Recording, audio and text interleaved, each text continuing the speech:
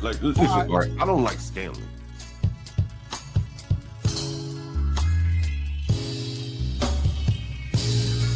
I think the only person I had banned was Stanley.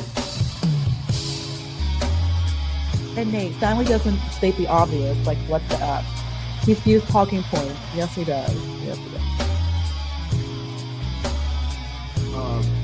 The nature of American culture, it's a white people problem.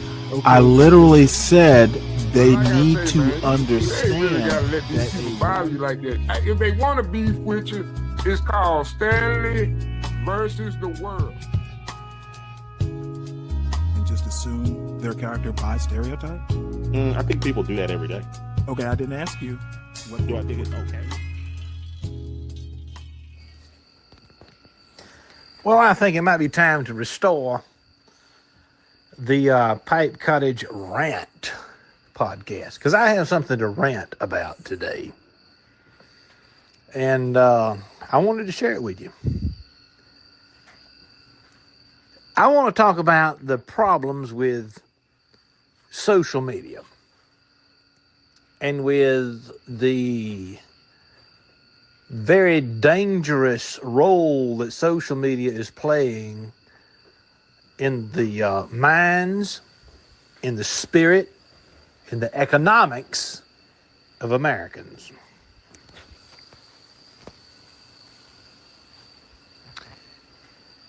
Because I'm in a conundrum. I can see the benefits of social media content. I know people who make their entire living off of social media. But I don't want to get close to them. Why? Because I know that their mentality is focused on making a dollar. They want to make content that is popular, that's going to make them more money. And they are motivated by trends and current fashions. And we as conservatives think that we are immune to that. No, we're not. The most popular conservative social media accounts that I can think of are capitalizing upon trends, not principle. Principle is not what they're concerned about. Money is what they're concerned about. And even though I really do enjoy some of the policies that Donald Trump has introduced to the federal government system, I still get emails every day from the Trump organization, the Trump business, whatever it is. Get your new candles. Get your new blankets. Buy your new Make America Great Again caps. The merch that Trump is selling is astronomically high. Nobody, I can't even imagine how much money he's making off of it. Money is the motivating factor on both sides of the political spectrum in this country right now. Both the right and the left. The information that we're receiving about the news is largely coming through social media, not the major networks. And so the social media presenters know the power that they have. And they're going to continue pushing whatever it is, whatever viewpoint that they know is going to make the most money.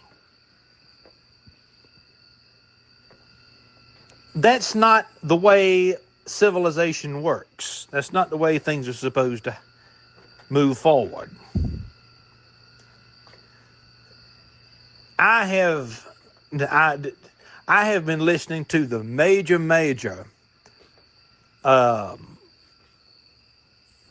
podcasters, YouTubers in the conservative movement, and I'm astonished at the degree to which they do not know anything about American history. Amen, brother. I want them to know about American history. I want them to be able to use their platform in an intelligent way to attack the left through knowledge and understanding. But they don't know American history. So I'm at a loss. I don't know what to do. I can't listen to most of these people who are the big podcasters and YouTubers in the conservative movement, because I know that they don't know American history. They've not put the time in. They've put the time in building a business, building a following, building subscribers, but they've not put the time into learning American history. They know some fundamentals, they know some basics, which is far more than what most high school graduates have now, but they don't know enough to support the positions that they're trying to present. And I'm getting aggravated about it. I'm getting really aggravated about it. I read the American Thinker probably every day. The American Thinker.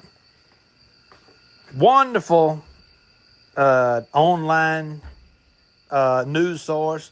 They've got some good material, but I can easily see how ignorant a lot of their writers are about American history. Third-tier intellectuals.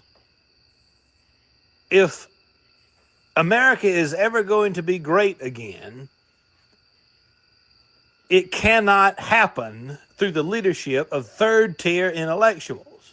You have to have people who know what they're talking about, who say what they mean and mean what they say. They've read enough of material. They have been educated, and quite frankly, they have credentials.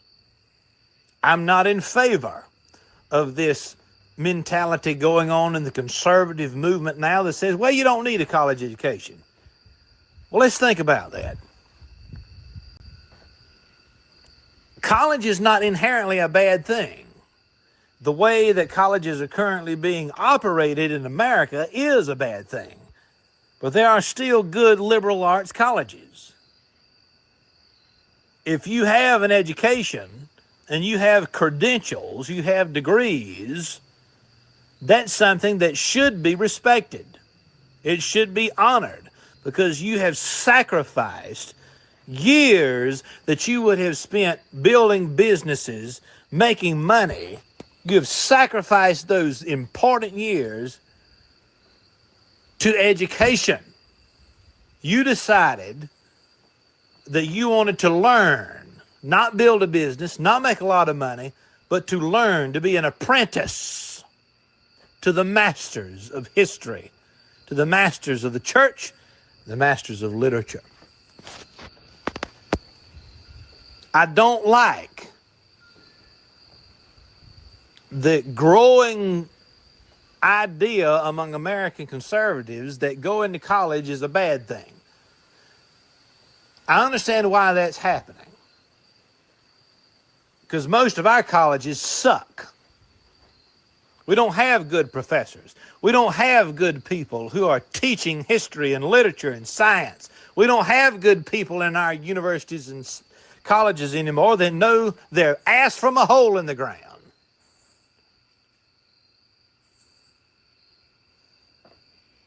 And yet, those are the people that are hired.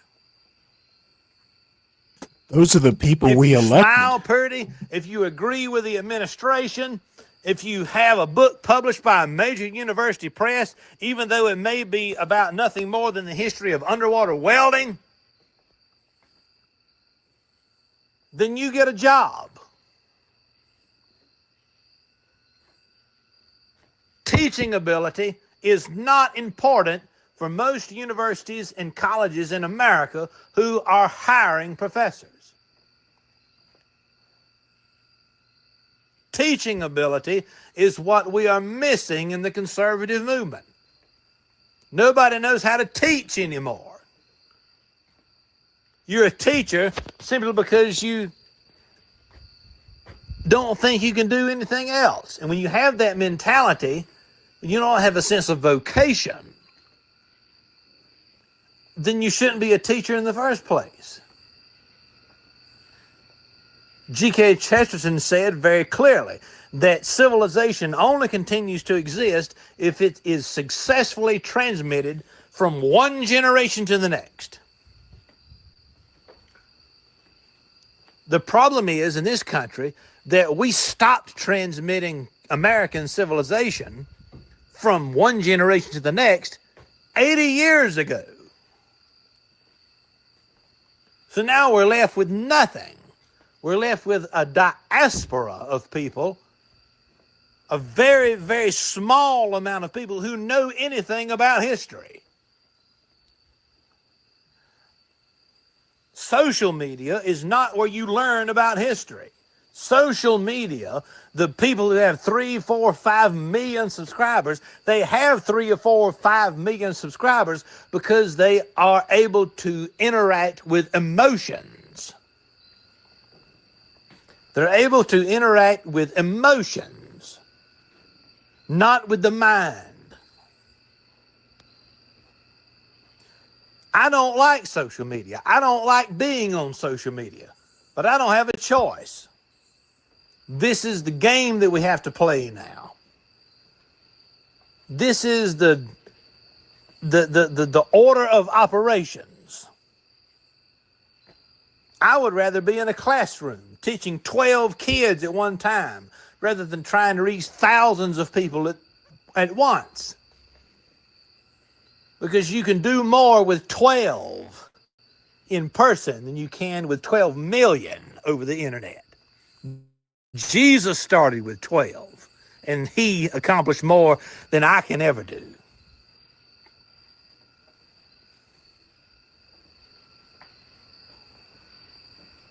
This is a problem. Conservatives need to stay away from social media influencers. Go back to the original documents of the founding generation. Go to the framers, the people who wrote the Constitution, the people who established this country. Read, read, read. Turn off YouTube. Turn off social media.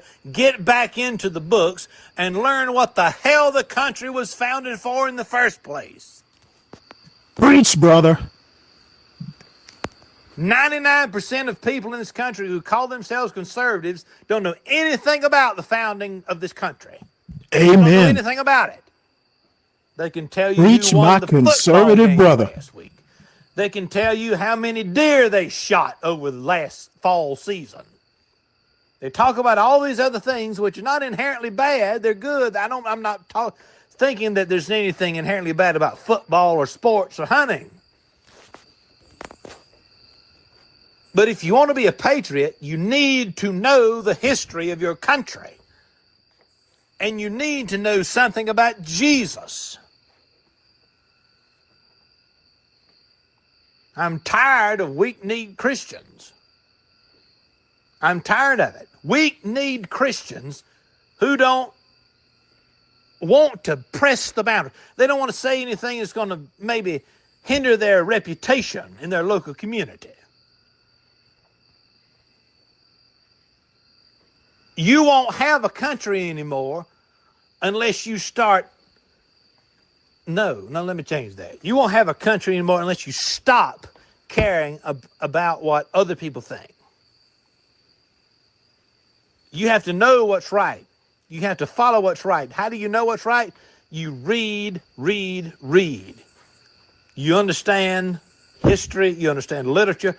You understand the reasons, like 1 Peter 3:15, be able at all times to provide a defense for your faith.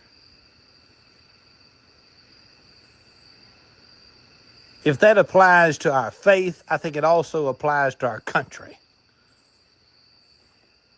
If somebody asks you, Why do you believe in the Constitution? Why do you believe in self-government, self-determination, republicanism? Why do you believe in the founder's original vision of the United States?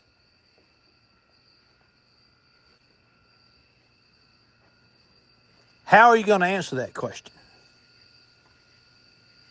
Most Americans can't answer that question anymore because they don't know a damn thing about the history of the country.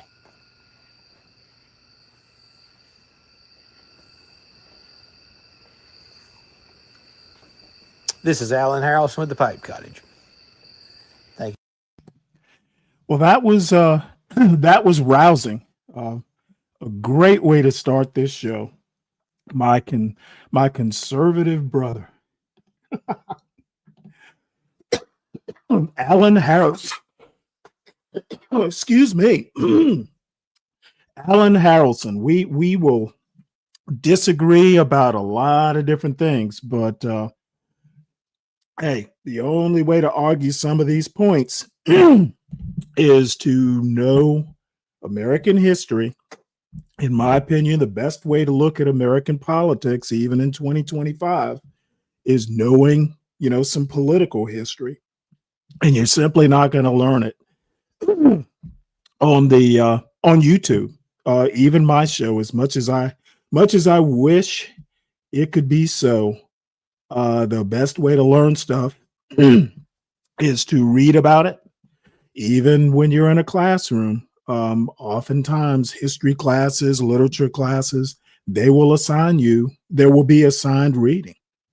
And so I'm not going to stay on this soapbox very long, but it was refreshing to hear a Catholic conservative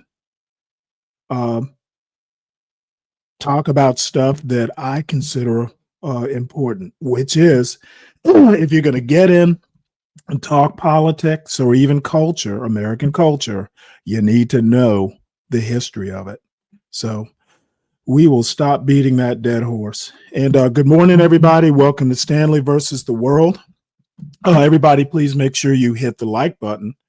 And if new people wander in, please stay a while, see if you like the show. And if you do, please subscribe and please recommend it. We're trying to get to the 500 subscriber mark, so we at least have the option of being monetized. If you happen to listen to the show after the live stream ends, feel free to leave comments. Because I get so few of them, I do respond to all of them. So don't be shy. Looking for show ideas. You can contact me at my email address, and we can, at a minimum, at least discuss any show ideas that come up. So let's get into some news items here. And I do have a couple opinion pieces towards the end of all these news articles that I want to talk about. And then I started last night watching Pam Bondi's Judiciary Committee, Senate Judiciary Committee. I guess it was a hearing, and it was pretty spicy. Well, I have two particular senators, Jamie Kennedy, he's a Republican from Louisiana. And then I want to skip ahead of that to, what's his name? The dude from California, the new California senator. I'll remember his name in just a second. Adam Schiff. Adam Schiff basically schooled Pam Bondi, and because he's a former federal prosecutor himself, and he basically shut her down. She tried to fight back, but I think he got the best of her. But I think overall it was a draw. She didn't draw too much blood. Senate Democrats didn't draw too much blood. It's in my mind it was kind of a standoff. So anyway.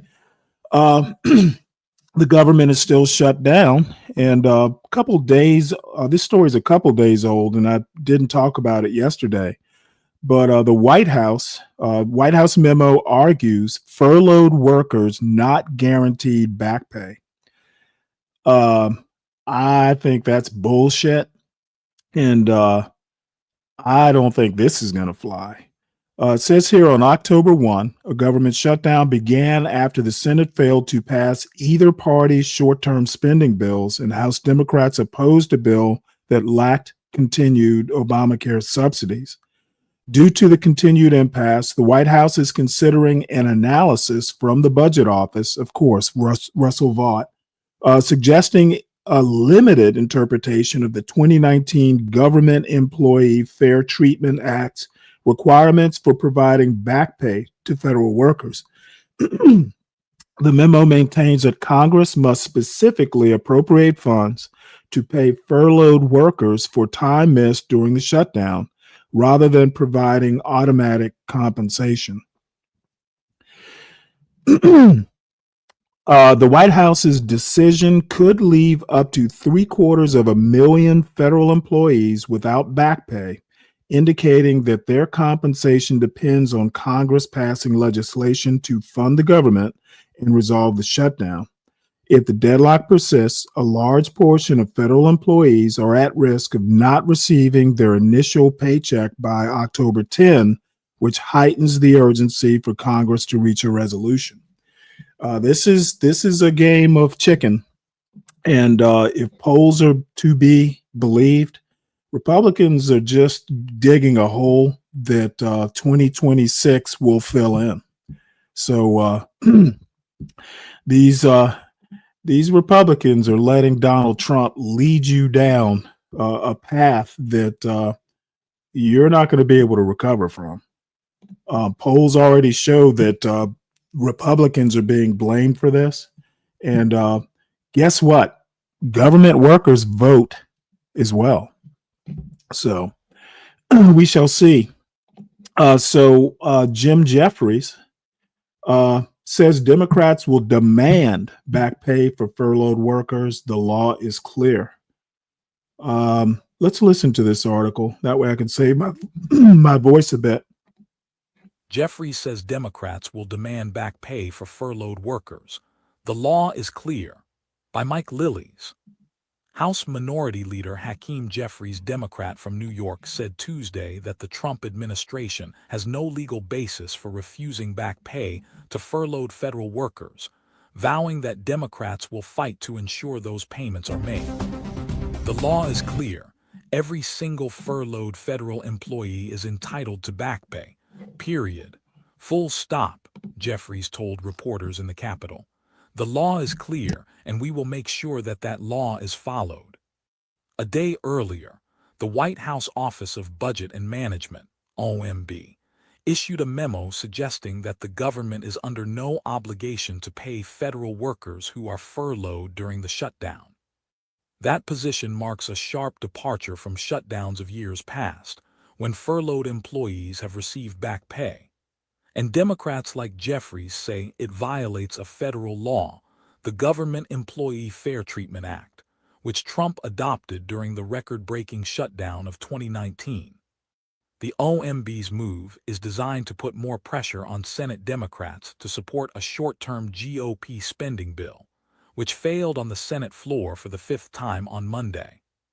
Amid the impasse, Speaker Mike Johnson, Republican from Louisiana, weighed in on the OMB memo, saying he wants federal workers to receive back pay through the shutdown, but suggested those payments could be withheld if the White House makes that determination. It is true that in previous shutdowns, many or most of them have been paid for the time that they were furloughed, Johnson said. But there are some legal analysts who are saying that that may not be appropriate or necessary in terms of the law requiring that back pay be provided.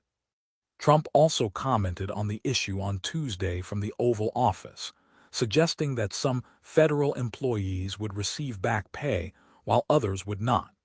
He did not say what gauge the administration would use to make that determination. For the most part, we are going to take care of our people, Trump said. There are some people that really do not deserve to be taken care of, and we will take care of them in a different way.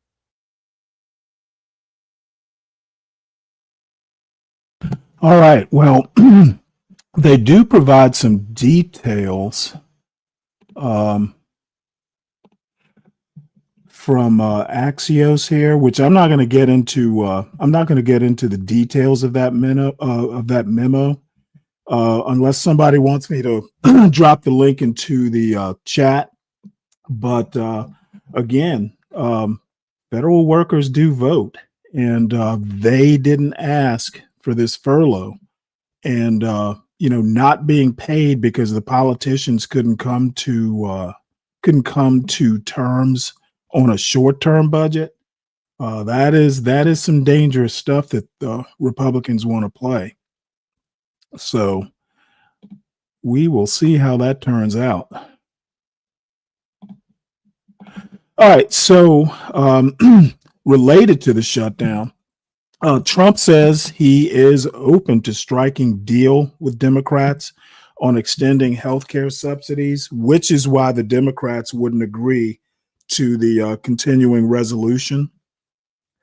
It says here the U.S. government shutdown is in its sixth day, with competing bills failing to pass the Senate with votes of 45-50 and 52-42, respectively, both not meeting the required 60 votes due to a filibuster. President Trump suggested potential negotiations on health care, but Senate Minority Leader Chuck Schumer stated that Trump's claim isn't true. Well, they met before the shutdown, Schumer, Jeffries, and then Johnson and the Senate Majority Leader Thune. They met, and the result was Donald Trump mocking the Jeffries by putting a sombrero and a big handlebar mustache on him. Basically, Donald Trump wasn't serious in the first place. So it says here Trump's comments hinted at being open to discussions on healthcare subsidies, yet he emphasized that the government must first reopen. So who's going to trust Donald Trump? Yeah, let's open it, and then he goes psych. Nah, Democrats are doing the right thing. CBS News poll indicated that 39% of respondents blamed Trump and the Republicans for the shutdown, while 30% blamed Democrats. And actually, I saw slightly different numbers where it was into the 40s, blaming Trump and the Republicans. So that is that. Another interesting development in this shutdown is Marjorie Taylor Greene appears to be straying a bit from the off the plantation here. Marjorie Taylor Greene's break from the GOP on the shutdown is significant. So let's hear about this. Overnight, Democrats got a new unexpected ally on the issue of extending the expiring Affordable Care Act subsidies at the very heart of this shutdown debate. It's Republican Congressman Marjorie Taylor Greene of Georgia, who broke with her own party yesterday, writing a lengthy post on social media calling for action to extend Obamacare subsidies and prevent insurance premium hikes. Greene wrote in part that her adult children, who are covered by the ACA, have health insurance premiums that will double next year if Congress allows the tax credits to expire. Yeah, them and millions of other Americans. Greene emphasized that she will not support taxpayer-funded health care for undocumented immigrants and slammed Republican leaders for failing to address the subsidies issue. Democrats, of course, have been pushing for provisions in the federal spending bill to extend these subsidies, which expire right now at the end of 2025. But Republican House and Senate leaders have said the issue will not be discussed until Democrats agree to reopen the government. So it's a debate on when to negotiate. Joining us now, Democratic Congressman Seth Magaziner of Rhode Island. Congressman, just first, your reaction to this maybe unlikely. Yeah, Seth Magaziner worked on Hillary Care way back I think when. there's a lot more Republicans than just her. Or maybe it was Ira Magaziner. To extend the Affordable Care Act tax credits. He might be in fact, the the son. majority of Republicans polled say that they want these tax credits extended, and I think a lot of Republicans in Congress do as well. Taking a step back here, millions of people are about to see their health insurance costs double. Millions more will lose their insurance altogether if we do not act. That is why Democrats in Congress have taken a stand on this issue. And what you see on the Republican side is They have not had a plan for healthcare for 15 years. For 15 years, they've been talking about how they want to repeal the Affordable Care Act and replace it, but they have no replacement. And you now see these cracks on the Republican side starting to show, where not only Marjorie Taylor Greene, but also Donald Trump is saying we should do a deal with the Democrats on health care. But Mike Johnson and John Thune refused to negotiate. So there are a lot of cracks on the Republican side. They are in disarray, and it all stems from the fact that they don't have a plan on health care, and they never have. Yeah, I remember about concepts of a plan, but I'm not sure I ever saw those concepts actually put into a bullet point form where we can actually see what the Republican health care plan is. But I think as we watch the contours of this, there's two things that I've noticed, in part from my conversation with the speaker over the weekend, the idea that Democrats, by holding your leverage point here, have been able to turn this from a conversation of should we negotiate on ACA subsidies to now it being a question of when. Do you think that there is the appetite in your caucus to go along with getting out of a government shutdown if it's just simply a promise or an agreement to negotiate later? There's such a trust deficit that I feel in my conversations. No, of course not. I mean, for Mike Johnson to say, oh, well, trust us, we'll deal with the health care issue later, shows that, number one, he doesn't understand the issue because open enrollment is already beginning and a lot of people will have already opted out of health insurance if we wait too much longer. And that'll do tremendous damage to the healthcare system. But also, these are the same people, these congressional Republicans, who just cut $1 trillion from Medicaid over the summer. And now they just want us to trust them that they'll fix it later. They have no credibility on the matter. Today is the 18th day that Mike Johnson has had the House on vacation, House Republicans on vacation, in the midst of a government shutdown, while the healthcare system is exploding. That is a tactical mistake on his part. He is showing no urgency What's up, to Rick? actually solve this healthcare crisis, and he's making a mistake. It's sending the wrong message to the American people. And even some of his own Republican colleagues have said that they wish that they were in Washington doing something when it comes to these negotiations or speaking to the shutdown. They don't love the optics of it. And I think for viewers who are like, well, Congress typically takes a few weeks off sometimes, this is not one of those pre-planned recess periods. You talk, though, Congressman, about the health care impacts that you've seen, that we are expecting from the so-called One Big Beautiful Bill. You recently met with health care leaders at a hospital in your area. What did you hear from them about how to address rising healthcare costs, but also what they're experiencing right now? Yeah, so healthcare leaders, whether it's hospital leaders, nursing homes, community health centers, rural health centers, they will all tell you we have to extend the Affordable Care Act funding and restore the money that was cut from Medicaid by Republicans over the summer. Understand, hospitals, nursing homes, other healthcare providers, they're having to make their decisions now about what services they are going to offer next year and what their staffing levels are going to be next year. That's why, again, when Mike Johnson says, oh, trust us, we'll deal with this later, even if he was being honest, and he has no credibility on this, but even if he was being honest about that, the damage will have already been done. A lot of nursing homes and hospitals and other healthcare providers will have to shut down or cut back on services if, as we go through open enrollment, a lot of people are no longer able to afford their insurance. And what Marjorie Taylor Greene said about her son seeing their health insurance costs doubling for next year, there are millions of Americans all across the country who are finding the exact same thing now. That is why Mike Johnson needs to take the House out of recess and bring us back so that we can have a real bipartisan negotiation to fix the healthcare system and to reopen the government. And if I were seeing you in the halls of Congress right now, I would be asking you about the caucus call that you guys had last night, speaking virtually. What was the conversation? What are the conversations that you and your colleagues are having? As I know from talking with some of them, that as they're at home, they are hearing that people are hurting right now, sometimes because of the shutdown, sometimes just because of the larger landscape and environment that makes you guys feel like it's worth holding the line right now. Yeah, I mean, Democrats are largely united on this. Every Democrat in the House, and I assume the Senate as well, supports extending the Affordable Care Act tax credits, supports restoring Medicaid funding, and understands the importance and the urgency of the situation. You know, Mike Johnson, on the other hand, has real disagreement and disarray on the Republican side of the House. Some are saying extend the tax credits, others are saying don't. I think the real reason, you know, there's been speculation that the reason Mike Johnson didn't want want the House in session the last 2 weeks was because we now have the 218th signature to release the Epstein files. That's possible, but I think the other reason is that he knows that if Republicans were in town and we were all able to talk to each other face to face, there would be tremendous pressure to do a deal to address the healthcare crisis. And for whatever reason, Mike Johnson has decided he doesn't want that, even though apparently Donald Trump is open to it.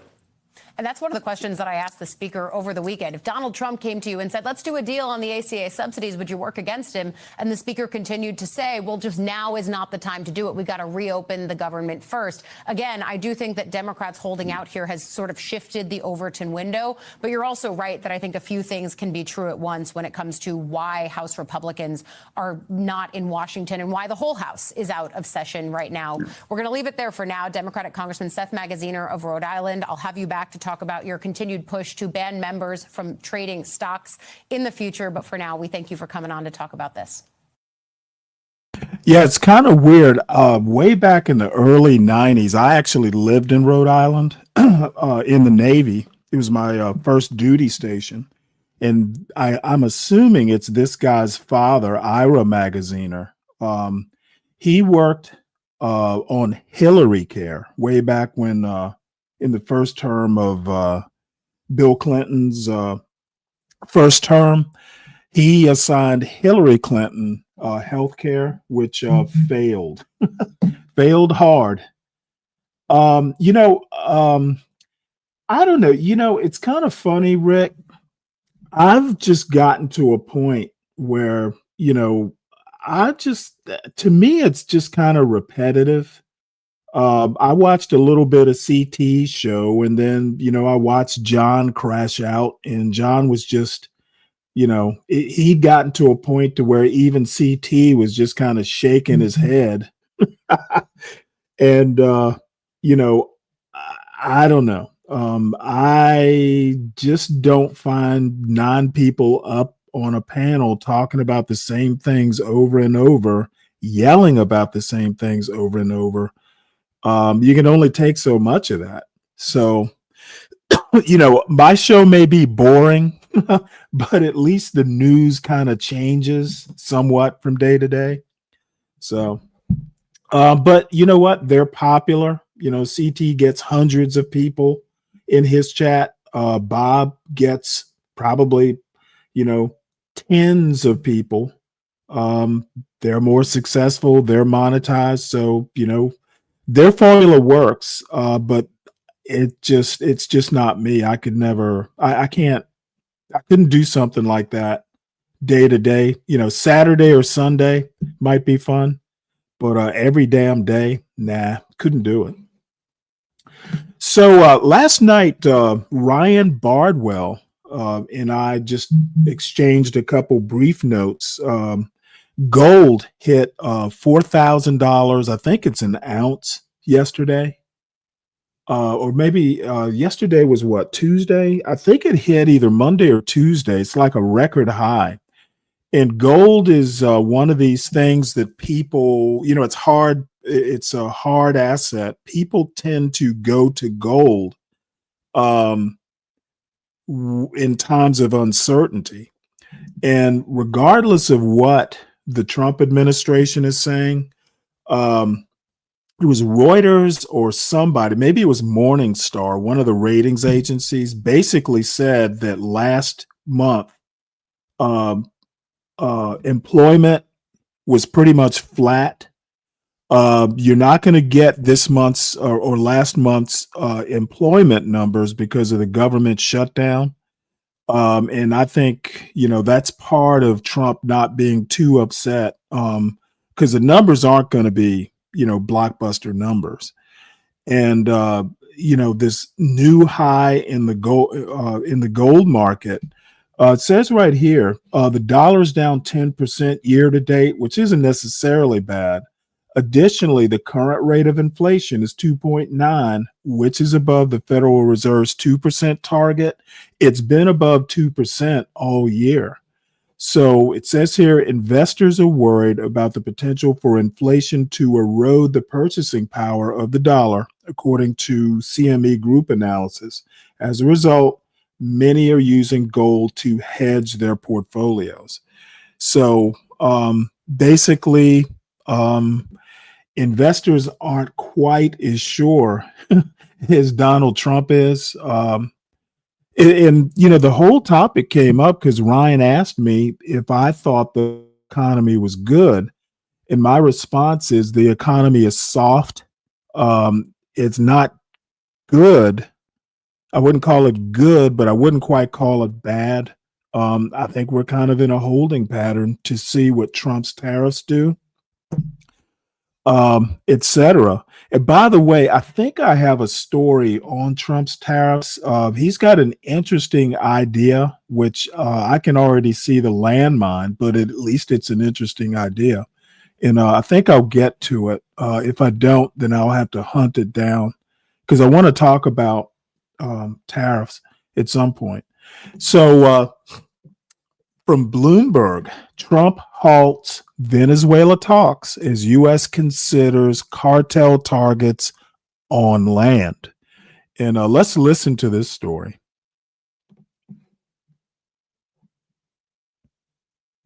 Bloomberg, Lea esta nota en español. President Donald Trump has called off U.S. diplomatic engagement with Venezuela, people familiar with the move said, a decision that favors Secretary of State Marco Rubio's more hardline approach and may lead to further military escalation. Trump told Richard Grenell, a longtime aide who had been leading diplomacy with Venezuela, that he should stop pursuing a deal with Nicolas Maduro's administration, according to the People, who asked not to be identified because they weren't authorized to speak publicly. Grenell had been speaking to Venezuelan officials every few days. The decision was reported earlier by the New York Times. It marks a victory for Rubio, who had waged a turf war with Grenell and favors a more hardline approach to the Maduro government. The White House and State Department didn't immediately respond to requests for comment. Trump has already ordered multiple strikes on drug trafficking vessels at sea and has recently suggested he could order the U.S. military to escalate those attacks by hitting cartel infrastructure on land, a move that may also involve risky strikes on Venezuelan military targets. Last week, the White House declared that the U.S. was in a non-international armed conflict with drug cartels flooding the country with illegal drugs like fentanyl. In the early days of the Trump administration, Grenell flew to Caracas and met with Maduro, negotiating a deal for the release of Americans held captive and the resumption of halted deportation flights from the U.S. One goal was a deal to ease crippling economic sanctions and allow Venezuela to ratchet up oil sales. At the same time, though, Rubio had championed a tougher approach. The Trump administration is at a crossroads on Venezuela, said Jeff Ramsey, a senior fellow and Venezuela researcher at the Atlantic Council. The White House needs to decide whether to escalate, engage, or simply declare victory and move on. While his administration has openly called Maduro an illegitimate president and has a $50 million bounty on him for narco-terrorism, a U.S. military attack on a sovereign nation would still be a dramatic turn for Trump. He pledged to end U.S. involvement in foreign wars on the campaign trail and has openly sought a Nobel Peace Prize for his work pushing to halt wars in Europe and the Middle East.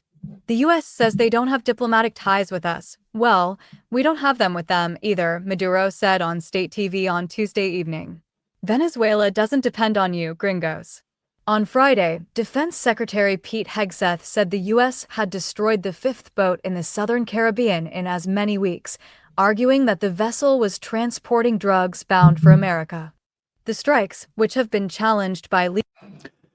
Yeah, I'm going to stop that right here. You know, if you are just like destroying vessels, just because, you say they're carrying drugs, I mean, you're basically killing civilians. Does Trump really expect a Nobel Peace Prize? Surely he's delusional. And Rick, I agree. The economy is stalled. I think everybody knows it. Everybody knows it except for Donald Trump. He seems to think that everything's going gangbusters. And Uncle Fatty, You had quite the morning on Political Punk, did you not? I actually, a comment you made in his chat. I think I have tomorrow's show. I had named tomorrow's show. It was your comment about a woman having a Confederate. What did you say? A Confederate flag tramp stamp.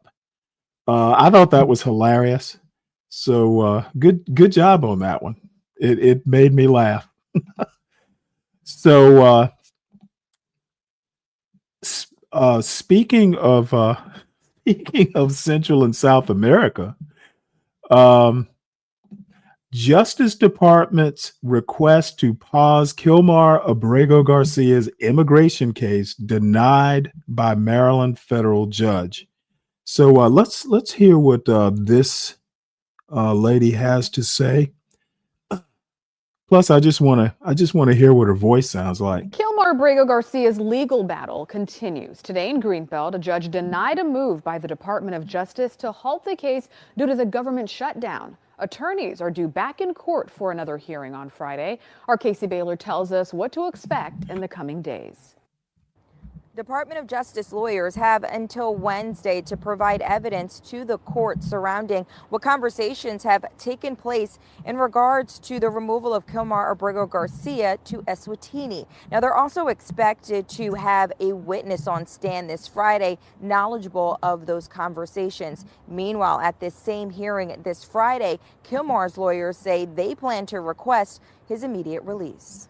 The just and proper outcome would be that he's allowed to live with his family, with his children, right here in Maryland. But Simon Sandoval Moschenberg, the attorney representing Kilmar Abrego Garcia, says Abrego Garcia is willing to accept a removal to Costa Rica after the country offered assurance he would not be sent back to his home country, El Salvador, where he was already tortured earlier this year and where he will undoubtedly be tortured again. The Trump administration is considering deporting Abrego Garcia to Eswatini. But during Monday's proceedings, the federal judge grew frustrated surrounding the minimal evidence and answers concerning that move. The hearing comes after a federal Tennessee judge said on Friday he believes the criminal charges against Abrego Garcia may have been, quote, vindictive. We are fighting for Kilmar. You but think? we're also fighting for democracy. What do we want? Justice for Kilmar. What do we want? Ahead of the hearing, a crowd of supporters, faith leaders, community members. What do we want? Due process. What do we want? And the immigration advocacy group CASA rallied for justice. We are Kilmar. They say this case is not just about one person, but also about the integrity of the Constitution. You are the keepers of Kilmar's promise. And through your fight and demand for the liberation for all who are detained, justice will prevail. During Monday's proceedings, government lawyers say they needed more time to present evidence. Abrego Garcia's next hearing is scheduled for this Friday at 11 a.m. Reporting on your corner here in Greenbelt, I'm Casey Baylor for WJZ. Yeah, I think that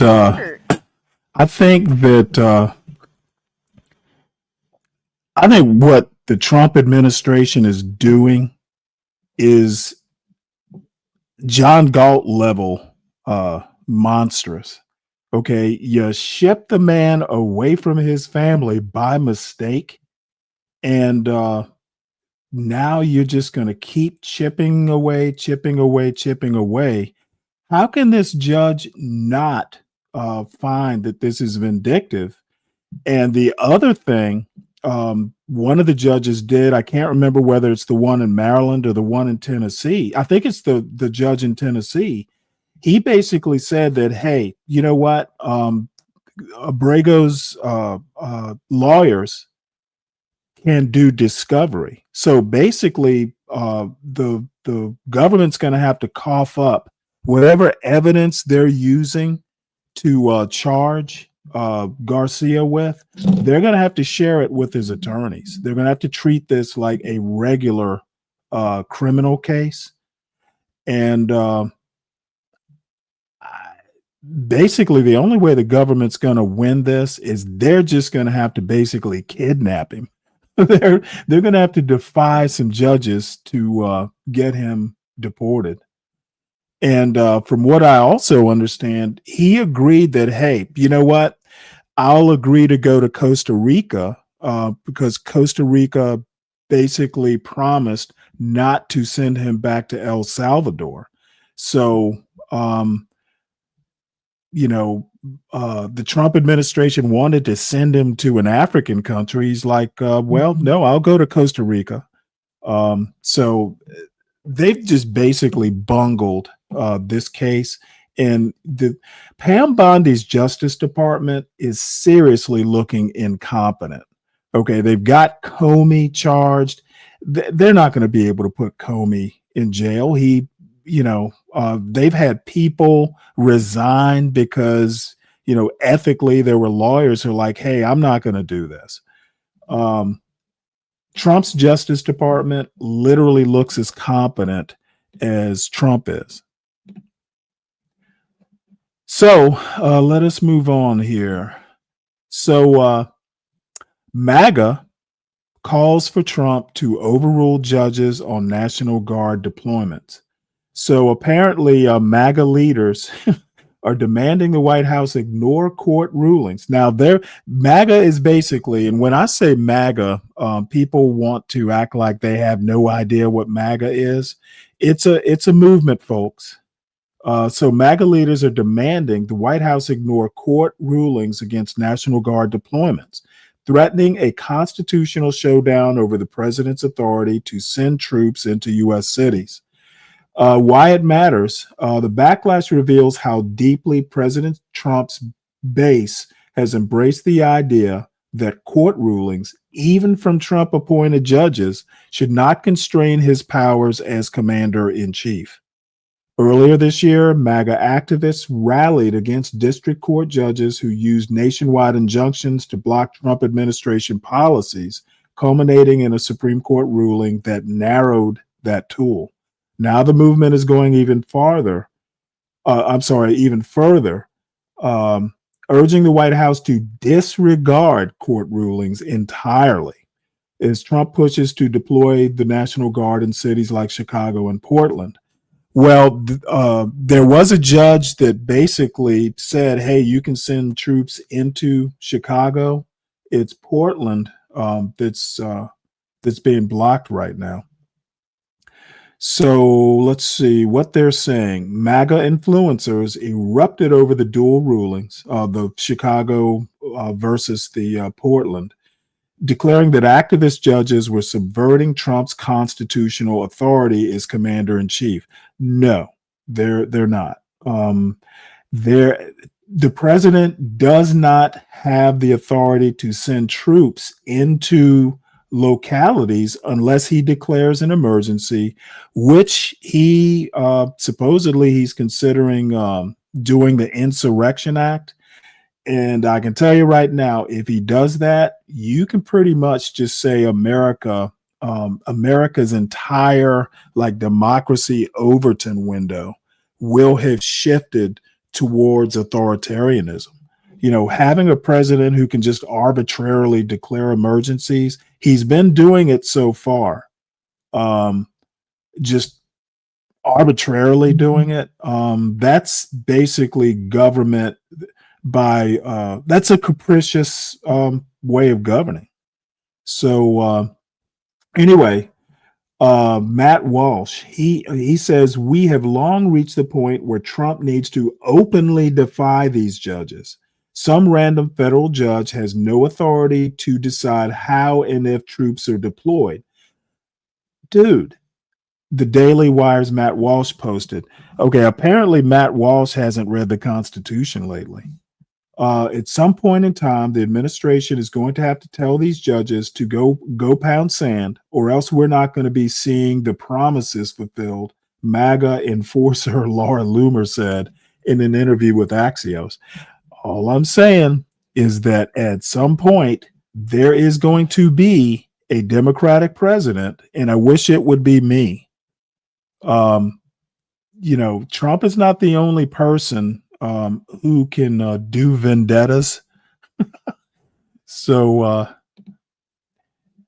I think this is a dangerous game these folks are playing, and nobody in MAGA, in my opinion, is smart enough to actually do this without some sort of consequences. All right, well, let's move on. Neighbors warn neighbors as fear of ICE ripples across Chicago. One other thing, this ramp up in ICE, my question is, what happens once, the immigration, like they've deported everybody they think needs to be deported? What happens to ICE? What happens to the 10,000 or whatever the number is that they've hired just for this particular mission? I've heard, just up in the ether that if there is a Democratic president, it's possible that ICE gets abolished. And I'm thinking of this thing that I heard years ago. I think I was in college about back in the old Soviet days, in Czechoslovakia. I can't think of the dictator's name way back. He was like when Czechoslovakia was like in the Soviet bloc.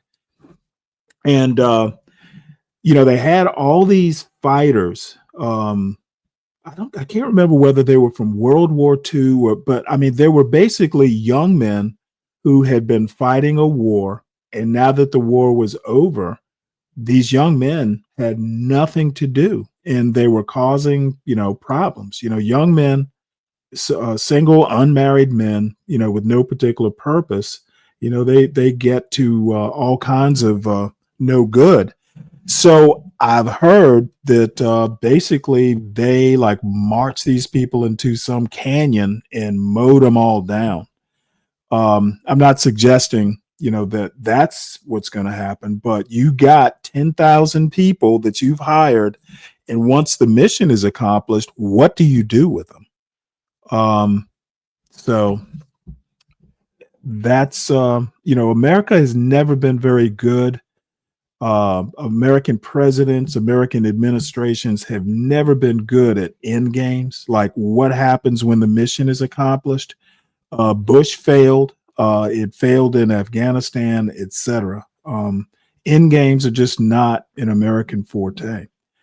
So let's listen to this article. Basically, neighbors warn neighbors as fear of ICE ripples across Chicago. Neighbors warn neighbors as fear of ICE ripples across Chicago.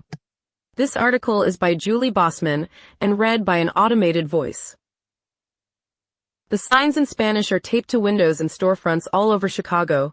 ICE no es bienvenido aquí. Warning networks have been operating all day, every day, as people who spot agents from immigration and customs enforcement on the streets text friends and neighbors or begin streaming urgent cautions on Facebook Live. Even tourists have been drawn into the Trump administration's immigration crackdown, startled by the sight of federal agents marching in camouflage last weekend through the upscale city's Gold Coast, near the famed Magnificent Mile. What began quietly in Chicago 1 month ago as a promise by the Trump administration to increase arrests of illegal immigrants is now being felt all over the city of 2.7 million people, and in the broader metropolitan area encompassing millions more. Tensions are flaring up like small, intense wildfires. At elementary schools on the west side, parents have organized to stand guard at dismissal time. Some construction businesses are keeping their warehouse doors open to keep an eye out for ICE agents. Owners of small businesses are doing their own deliveries to protect their Latino employees from driving through the city streets. In Edgewater, on the far north side along Lake Michigan, a neighborhood listserv lit up with worries on Sunday over a helicopter circling the area. Could it be ICE? One person asked. Is there anything we can do? Asked another. Neighbors came out onto the streets of the southwest side on Saturday after a car crash involving federal agents and 2 motorists, who the Department of Homeland Security said were pursuing the agents recklessly. ICE agents responded with pepper balls and tear gas.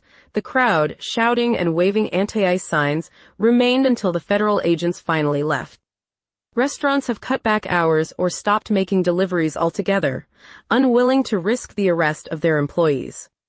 We can't ask anyone to risk their safety just to serve bagels, one restaurant, Bagel Miller, explained in a Facebook post explaining its closure last weekend.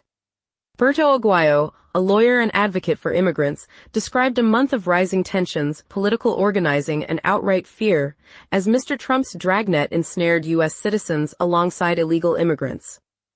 Our family gatherings are filled with crying and trying to figure out how we get past this moment, Mr. Aguayo said. People are being terrorized. People are being attacked. That's what it feels like. When he visits his mother's home in Back of the Yards, a neighborhood on the southwest side, he said, he sees far fewer people walking around than usual. Every single person who looks brown is scared, he said.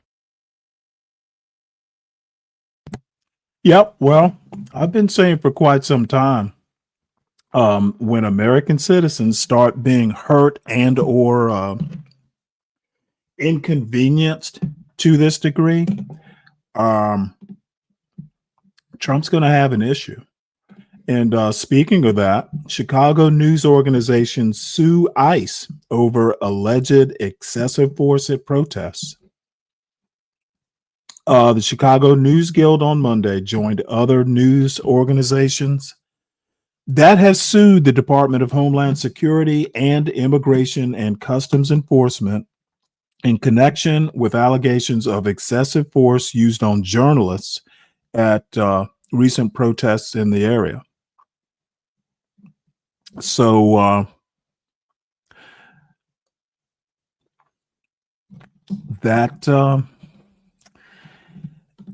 look, these aren't the brightest bulbs on the street. If you've heard Kristi Noem, I saw a video of her participating in an actual stop yesterday, and man, somebody needs to tell her to take a hike back to Washington and stop, trying to be some sort of action hero.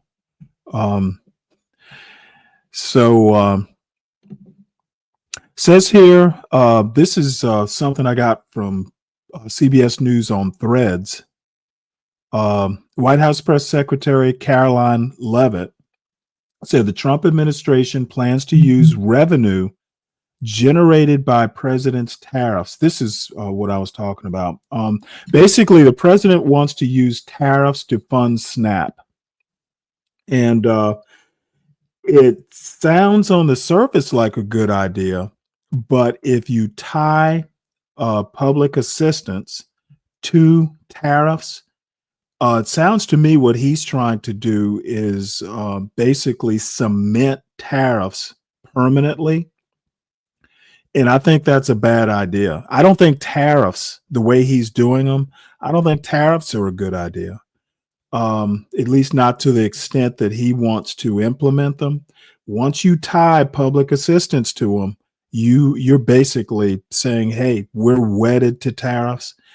Tariffs in the United States, they left because they did not fund the economy.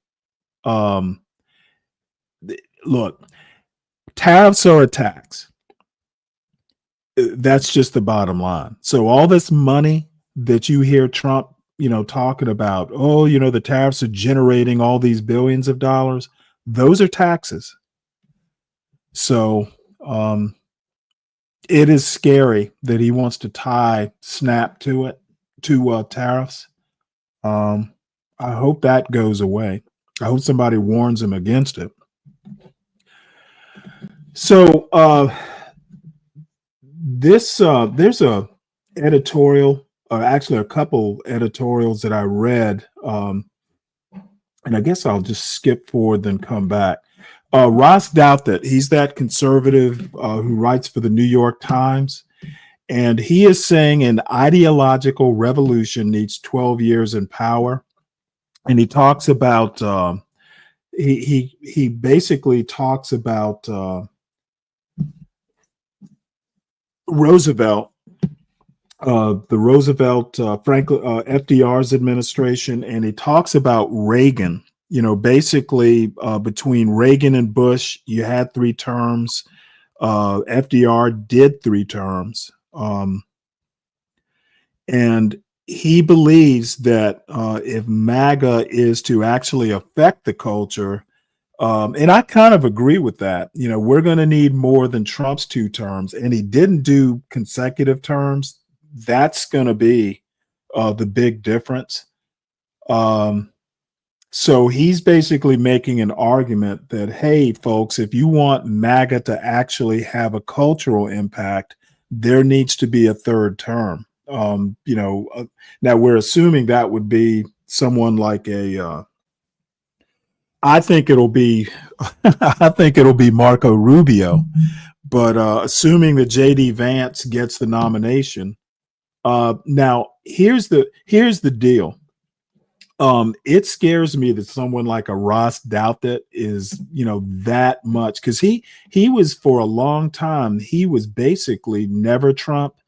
And then I guess he's just been beat into submission, and he's kind of on board with it now, which I find disturbing, because there are a lot of people like Richard Hanania, who literally was on board with MAGA. He actually wrote a book that, kind of tried to give MAGA some intellectual heft or an intellectual underpinning.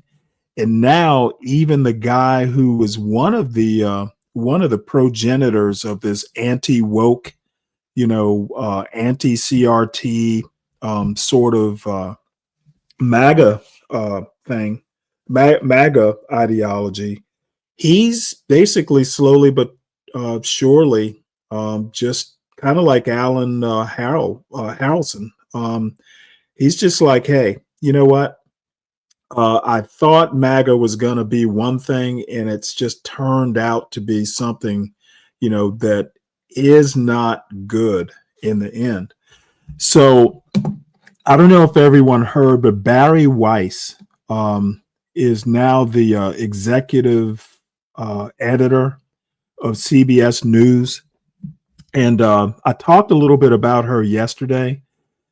She's kind of heterodox, if not just outright. I don't know. I wouldn't exactly call her MAGA, but she basically is a right of center, probably farther right than center. And she is basically going to fundamentally change CBS News. And I'm wondering if it'll wind up being more like a Fox News. I guess we'll find out at some point. But there's a paragraph here that I found pretty funny. Maybe it was the first paragraph. This is Richard Hanania. He writes, "It's natural to wonder where our country is headed. One thing that seems certain is that we have not yet reached any kind of equilibrium." Basically, we go, that pendulum swing that we always have. People were complaining that it went too far left. Now it's swinging back too far right. The Great Awakening, culminating in the madness of the Summer of Floyd, appeared to be taking us down the path of a new kind of totalitarianism, which I thoroughly disagree with. Social justice is not totalitarianism. So he continues, yet here we are just a few years later, and Trump has managed to turn the entire federal government into a vehicle for his own corruption, as he claims the right to ship people to foreign prisons without due process and exerts more overt power over universities and media outlets than any other administration in recent American history. Now, this is a guy who at the outset was pro-Trump. And I think Richard Hanania tends to be a little bit more of a classical liberal. And I wouldn't call myself a classical liberal, but I am kind of a constitutionalist. And there are people who, tend not to like extremes on either side of the aisle. A lot of people like Marjorie Taylor Greene, Tucker Carlson, a lot of people that I never thought would be kind of turned away from MAGA Candace Owens, are starting to see MAGA for what it is. So we shall see. And I think Trump is actually 2026 is going to be rough. He's going to have to, I don't foresee a good 2026 for MAGA. Of course, with Trump declaring emergencies and, potentially the Insurrection Act, who knows what happens by this time next year. So another Richard Hanania essay is called Why It Probably Gets Worse After Trump. Talk about pessimistic. So he says, people sometimes ask what I think the future of the GOP will be after Trump. To put numbers on it, I say 75. There's a 75% chance things will be as bad or get worse. That is from my perspective of wanting a movement that is less ethno-nationalist, populist, anti-vax, and conspiratorial. It may be 25% a 25% chance things get better. Now, this is a guy who is, I think he would call himself a classical liberal, who's very pessimistic about this Trump administration. And I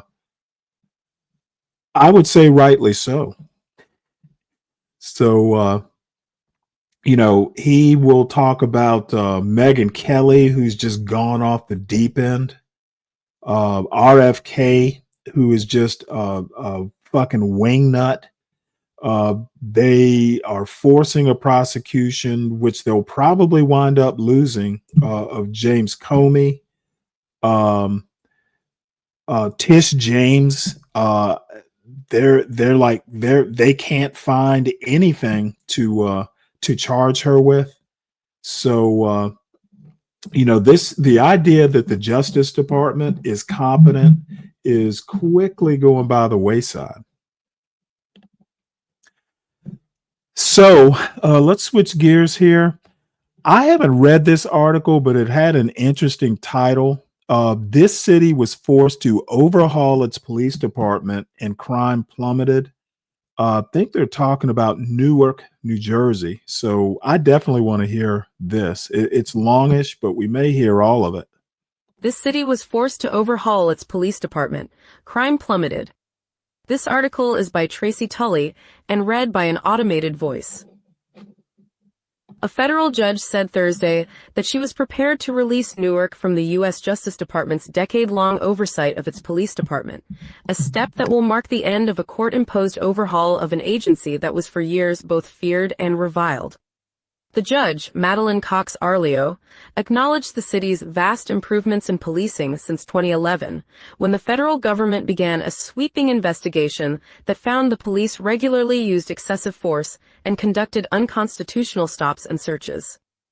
I hear today a resounding theme that progress has been made, Judge Cox Arleo told a courtroom filled with many of the city's top officials and leaders of organizations that had for years demanded reforms.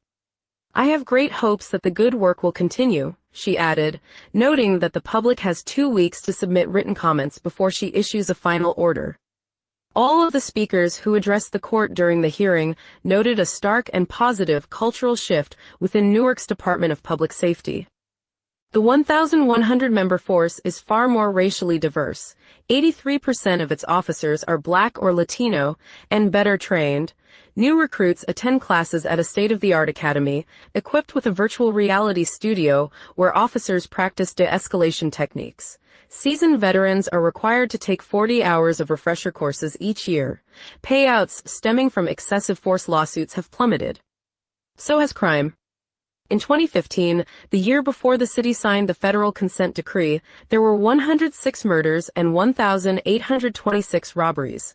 Last year, 37 people were killed in Newark, and there were 468 reported robberies. As of Tuesday, there had been 22 homicides this year, putting Newark, a city of roughly 305,000, on track for its lowest murder rate in decades.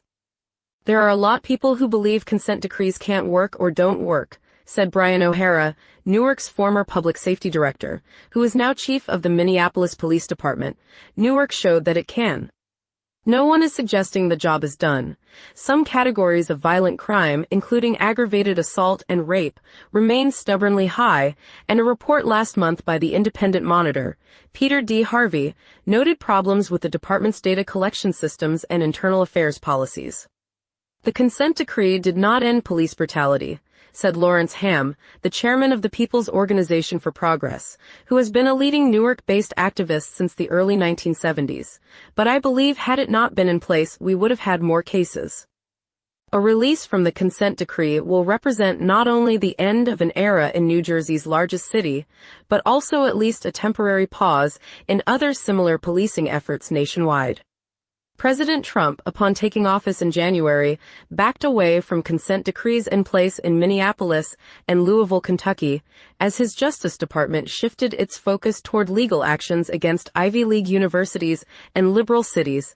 The change in priorities also led the government to halt investigations of alleged civil rights violations by the police in other cities, including Phoenix, Memphis, Oklahoma City, Trenton, New Jersey, and Mount Vernon, New York, and at the Louisiana and New Jersey State Police Departments.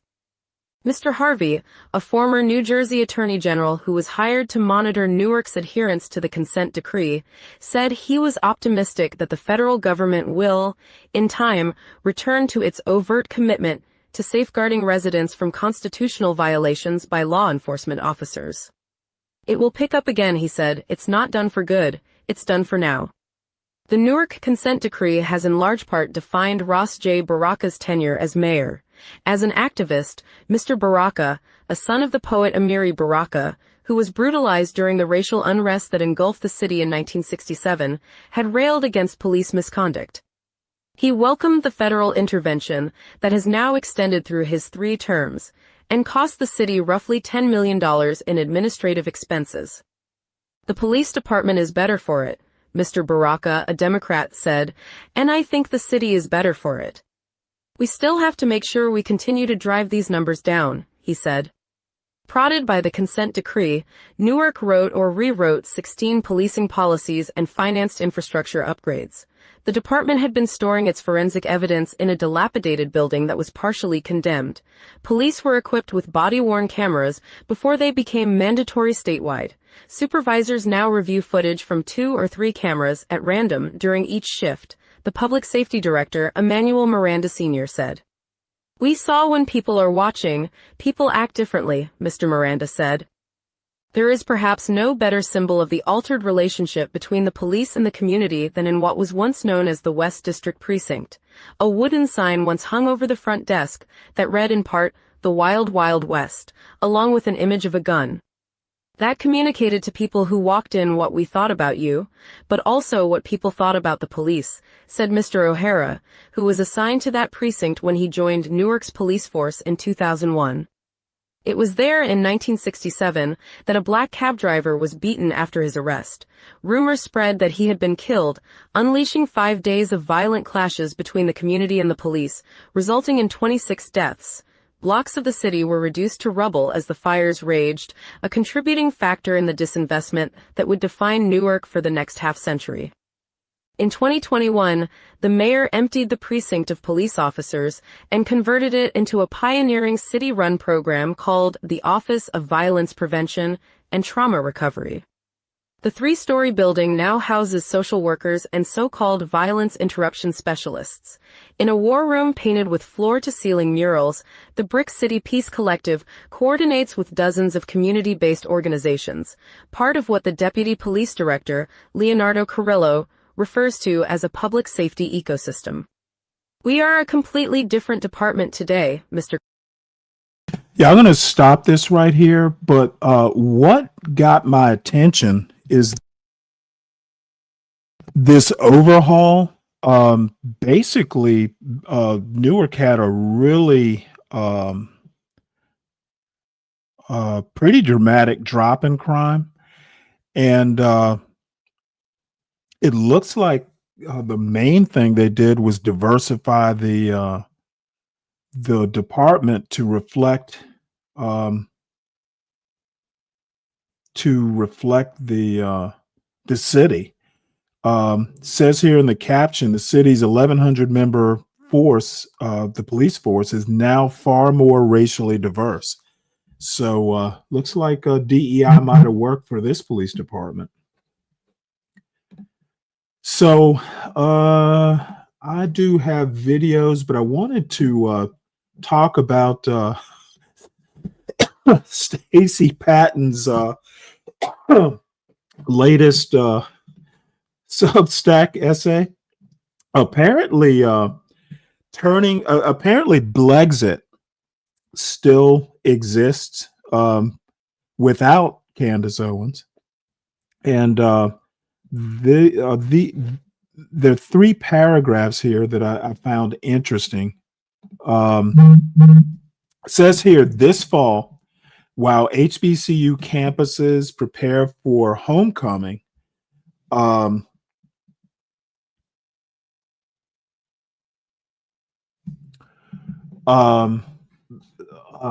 this fall, while HBCU campuses prepare for homecoming, those sacred weeks of reunion, rhythm, and release, Brexit and Turning Point USA have announced plans to roll through our gates to peddle their plantation politics.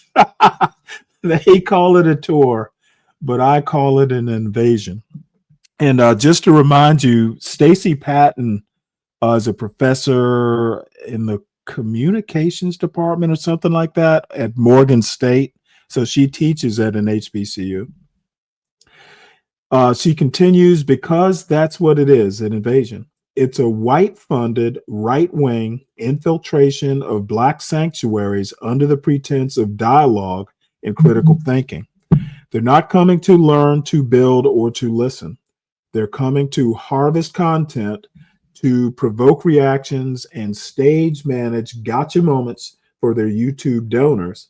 And they have chosen the most sacred season of the HBCU year to do it. Well, why not? Let's be clear about those, about who's behind this. Turning Point USA, the organization co-founded by Charlie Kirk, who spent the last decade turning colleges into propaganda playgrounds for the far right. Its offshoot Brexit is a black-faced extension of that mission, originally co-opted by Candace Owens, a Black woman who turned it into a minstrel show for white grievance. Now under the banner of Educate to Liberate, they're coming to HBCUs, the same institutions that white conservatives have mocked and starved for decades. The same people who gutted affirmative action, banned Black history books, and screamed that DEI is reverse racism now want to stroll onto our campuses and talk about freedom. So apparently Turning Point USA is coming to homecoming. So stay tuned for that. That ought to be a thing. Hopefully they put some of the content on YouTube. I will definitely play it. So last night I did an evening show, and we got into watching Pam Bondi testify before the Senate Judiciary Committee. And boy, howdy, there was some, it was spicy. And she did not impress me. And Ryan Bardwell, I have to admit, he's a better judge of her character than I was. I always thought she was pretty smart. I'd heard that, she and Amy Coney Barrett once encountered each other. And I think, the lore goes, or what I read was that Amy Coney Barrett kind of, had this haughty air and was kind of, holding her nose in the air. And Pam Bondi said something that was stunningly smart, and she earned Amy Coney Barrett's respect. So, I was going by that story that I read somewhere, thinking that, she's not chopped liver. Well, it turns out she is chopped liver, or she's pretending to be chopped liver. And she was Pam Blondie in my opinion, during this hearing. So what I want to do, I want to watch her interacting with Senator Jamie Kennedy. He's a Republican from Louisiana. And then the main event was Pam Bondi talking to Adam Schiff. Adam Schiff holds a master class. It was actually pretty good. So we'll watch this. Then I'm going to skip ahead for the Schiff thing. And then after this, there's a Sociology 119 from yesterday that I want to watch. It looks to be pretty entertaining. They're talking about campus conservatives. So I'm sure that's going to be a hoot. So let's have a look at this. People spoke loud and clear when they overwhelmingly elected him. The two-tier system of justice is over. Senator Kennedy. Me? Yes. General, welcome. Now, Jamie Kennedy, you will never believe that this dude sounds like Foghorn Leghorn. And I think he puts on like the Gomer Pyle act. He's actually pretty smart, but the way he carries himself sometimes, it's somewhere between Foghorn Leghorn and Andy Griffith. And it can be entertaining until it becomes annoying. Let's suppose that I'm appointed special counsel at the Department of Justice. And I go to the telecommunication companies, the phone companies. Let's single out AT&T, and I say, look, I know you're busy, but I want to see a copy of the phone records of a sitting United States senator. They're not going to just give them to me, are they? No, Senator, of course not. In fact, they're probably going to ask me what planet I just parachuted in from, aren't they? Yes, Senator. They're going to tell me to come back with a subpoena, aren't they? Yes, Senator. Okay. What do I have to show in that subpoena to get those phone records of a sitting? Did I mention it was a sitting United States senator? I can't remember. What do I have to show to get the that phone all records shuck of a shit. sitting United States senator? Yes, Senator, there were actually 8 sitting United States Yeah, I senator, heard that. and you would have Heard to that. have cause. I'm sorry, what do I have to show? You would have to have cause to get the Good subpoena. cause or probable cause? Probable cause. Okay. Probable cause, or if it's a subpoena deuces take 'em, good cause, to show what? You would need good cause for a subpoena ducis tecum, and what you would have to show is that you believed a crime had been committed, or there was a possibility of a crime, or that could lead to other crimes. We By the frequently in criminal enterprises subpoena cell by the phones. sitting United States senator. Senator, they would have to have believed you were part of a criminal conspiracy, is my understanding. Would a judge have to sign off on it? On the subpoena? Yes, Senator. Well, for a subpoena ducis tecum, Jack Smith probably took it straight to the judge. Now, the phone companies, particularly their general counsel, if they're worried about civil liability, even with a subpoena to get the phone records of a sitting United States senator. Did I mention it was a sitting United States senator? Yes, Senator. The general counsel of that phone company, let's say AT&T, they have the right to seek to quash that subpoena, don't they? Phone companies frequently do that. Yeah. And a smart general counsel for that phone company is going to call the sitting United States senator and say, would you like to weigh in on this? Would you like me to quash the subpoena? We're talking about invading someone's privacy here. by a sitting United States senator. Could the general counsel for the phone company do that? Well, Senator, if they believe that a crime could have been committed, they could not tip off the person who committed the crime. Again, I can't comment on details of this particular case. I'm just asking you theoretically. I've never seen you commit a crime, Senator But Kennedy. let's suppose, okay, they didn't want to tip off the sitting United States senator. But the phone company and the general counsel for the phone company, or companies, if there were more than one involved, could say, you know, this is serious as an aneurysm. This is serious as 4 heart attacks and a stroke. This is a sitting United States senator. So general counsel would likely advise the CEO, well, you need to file a motion to quash. The telephone companies could have contested those subpoenas, could they not? Hypothetically, yes. I can't talk about the facts of this particular case. We're talking hypothetical. Senator, subpoenas are issued all the time through phone companies working with the general counsel. But they can file a motion to quash. They could, yes. Yeah. In any case. And if they should have filed a motion to quash, and a reasonable person would have filed a motion to quash, because this is a sitting United States senator, and they didn't file a motion to quash, they would incur civil liability, wouldn't they? Senator, typically phone companies follow a subpoena from a United States attorney. I know they do, but they don't have to. They could challenge it, Senator. Yeah. And if they don't challenge it, they better have a damn good reason. Right?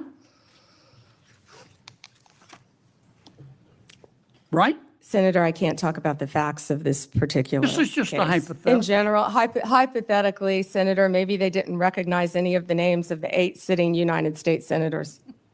Hypothetically. That was a joke. Or maybe they should have gone to Amazon and buy some testicles online.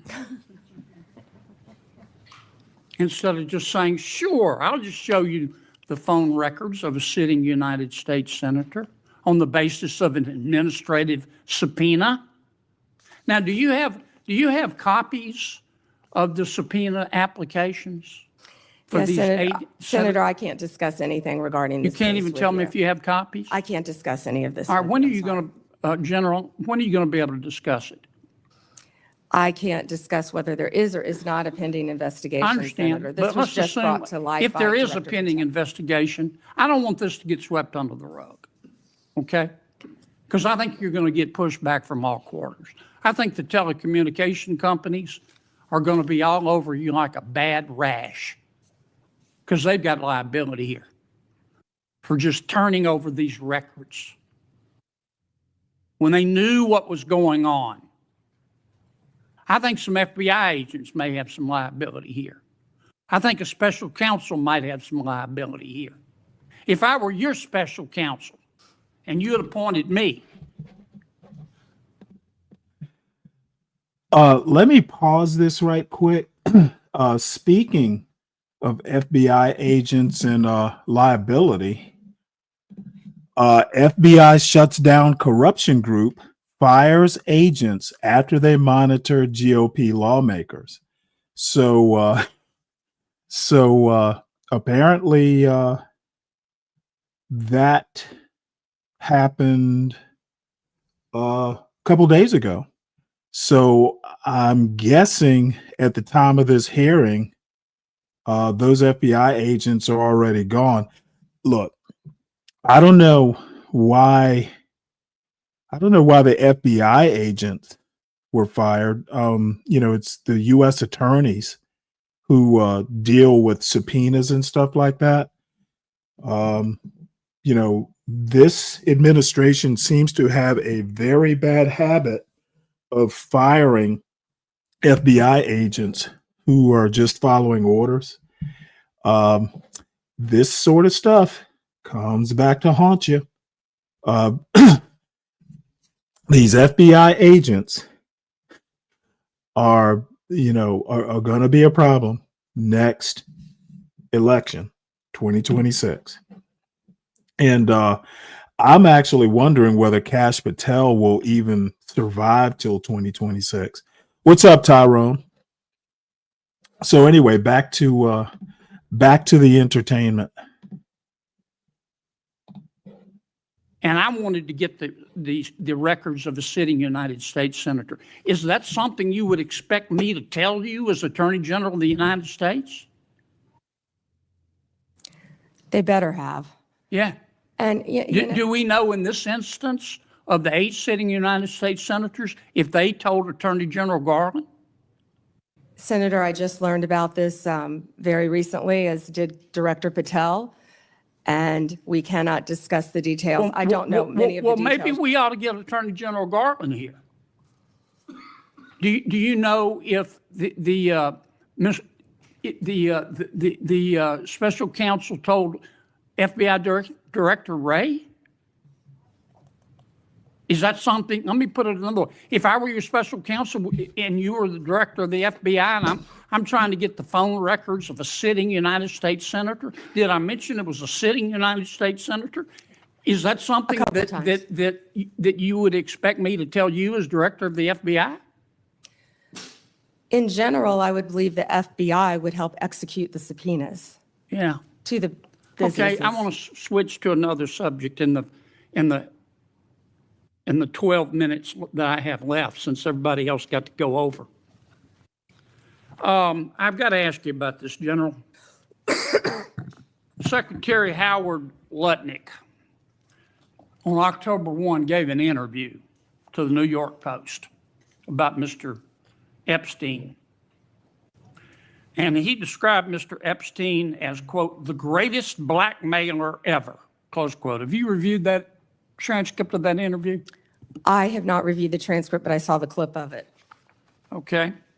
It appears that Secretary Lutnick was Mr. Epstein's next door neighbor.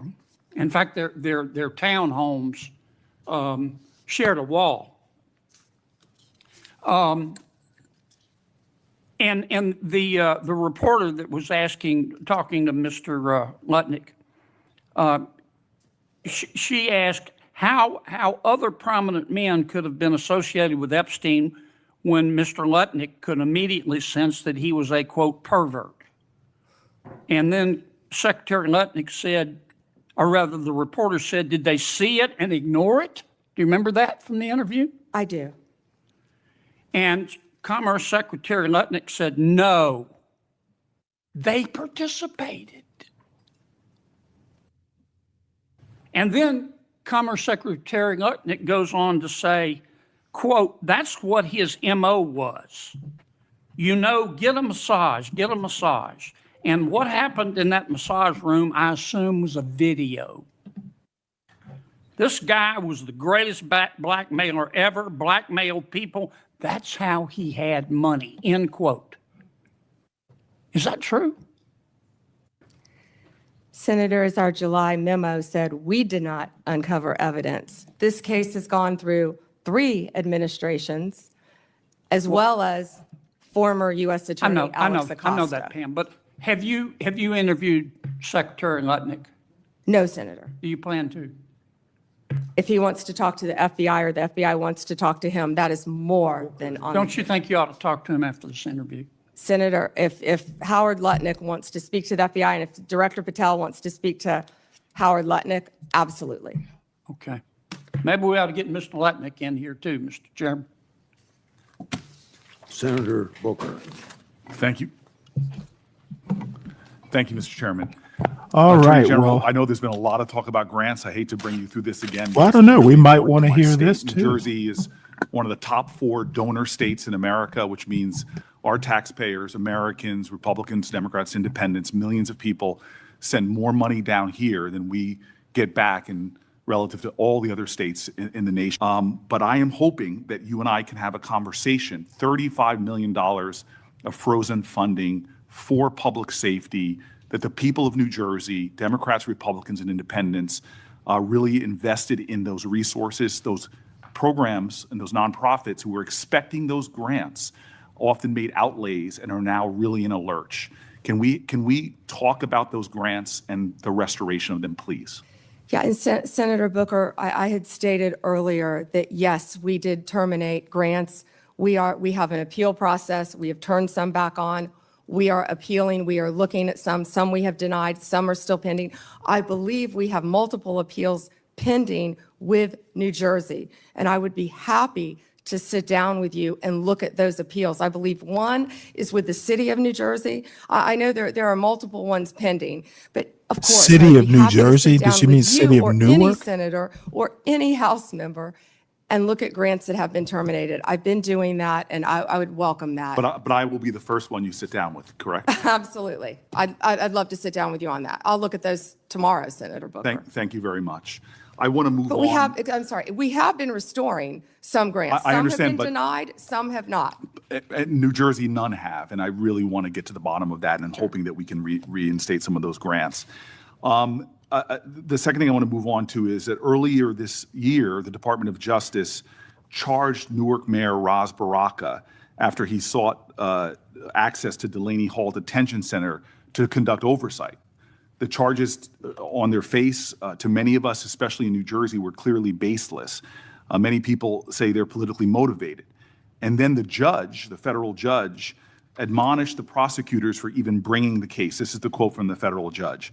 Federal prosecutors serve a single paramount client, justice itself. Your role is not to secure convictions at all costs, nor to satisfy public clamor, nor to advance political agendas. The federal judge went on to call the charges embarrassing and a worrisome misstep. Mayor Baraka was arrested that day on the scene, and I know you understand this, to arrest a mayor of a major city on charges that were called by a federal judge embarrassing and a worrisome misstep is very concerning to me, and I think should be to the whole committee. A recently released video shows a federal agent telling fellow officers that the decision to arrest Baraka was, quote, per the Deputy Attorney General of the United States. And I'm assuming that person is Todd Blanche. This is evidence to me that this decision wasn't made by people on the ground in the field, but by Maine Justice, that they were directing an arrest from DC on the scene. And it leads to the conclusion that this was a political decision, that the decision to arrest was not made by the people who were there on the spot. And I can assume that you can see how that's problematic to me. So I have questions not about the case, but really about how the decisions to arrest and charge Baraka and now MacIver, Congresswoman MacIver, were really made. Before this committee, I am saying that I'm going to submit these questions for the record, and I'm really hoping that we can understand how those decisions, as our oversight, how we're making decisions, especially for high-level officials in my state, the mayor of our largest city, the congressperson of that city, and I'm hoping that you could respond to those letters on the record. Yeah, and Senator, that matter is ongoing, and so I can't discuss it. As an attorney, you realize I can't discuss an ongoing matter. And I respect that. I guess I just want to know, and we'll leave this for the questions for the record about the decisions on how they're being made, not the case in itself. I want to move on. And again, I've heard your testimony so far. I know that there is data about violent crime in this city, but I'm really concerned about the application of Justice Department resources towards the challenges we have. You and I both know that about 11,000 Americans have been killed by a firearm just this year. The Department of Justice, according to the White House's own documents, as well as that of the conservative think tank Cato, have shown that there has been a significant movement of law enforcement resources away from many other issues and into immigration enforcement. And we are seeing that in that immigration report, a lot of the people are not the violent criminals that we are really needing to rid our streets of. In total, according to the Cato Institute, you've reassigned 7,460 law enforcement away from their primary duties, investigating drug traffickers, prosecuting child pornography, targeting high-value white-collar criminals, and again, forcing them, this is according to the Cato Institute, into low-level immigration enforcement. This includes, in terms of gun violence, 1,778 agents from the ATF to this kind of immigration enforcement. The White House itself has said that they diverted 45% of all of agents in 25 FBI field offices to work on immigration full time. As a person who worked very closely in my time as mayor with the New Jersey field office, that's really concerning given the other threats. But it doesn't end there. The DOJ has eliminated the Organized Crime Drug Enforcement Task Force, the independent component of the DOJ whose job it was to combat transnational organized crime, dissolved the Community Relations Service, which in New Jersey has been invaluable over 60 years, responding to communities experiencing conflict or violence, and something that people on both sides of the aisle of this committee have really invested in. You all have rescinded VOCA and VAWA grants to support survivors of sexual assault and human trafficking. There seems to be a disconnect here between the application of the resources of the Justice Department on the things that are most concerning when it comes to crime and where they're being directed instead. Senator Booker, first to OCDEF. The most important point is that the work of OCDEF is continuing. The executive office is being dissolved. We have said that, but the work of OCDEF is continuing. The resources that were previously provided to law enforcement organizations through OCDEF are now going directly to those organizations. I will assure you, no work will be sacrificed as a result of getting rid of the executive office of OCDEF. The agents and the attorneys are working with Homeland Security. They're all working together as a unit. Okay, Attorney General Bondi, I'm running out of time, and I'm going to put some questions in QFRs, because again, this is conservative think tanks and others are pointing about the literally over 1,000 people being taken off of things that I think would concern the public. I'd like to get that, but I also just want to quickly mention that for the record, I want to ask about the public corruption unit as well. We now have gone from a public corrupt integrity section that went from 36 full-time prosecutors. Yeah, that's the story I just did.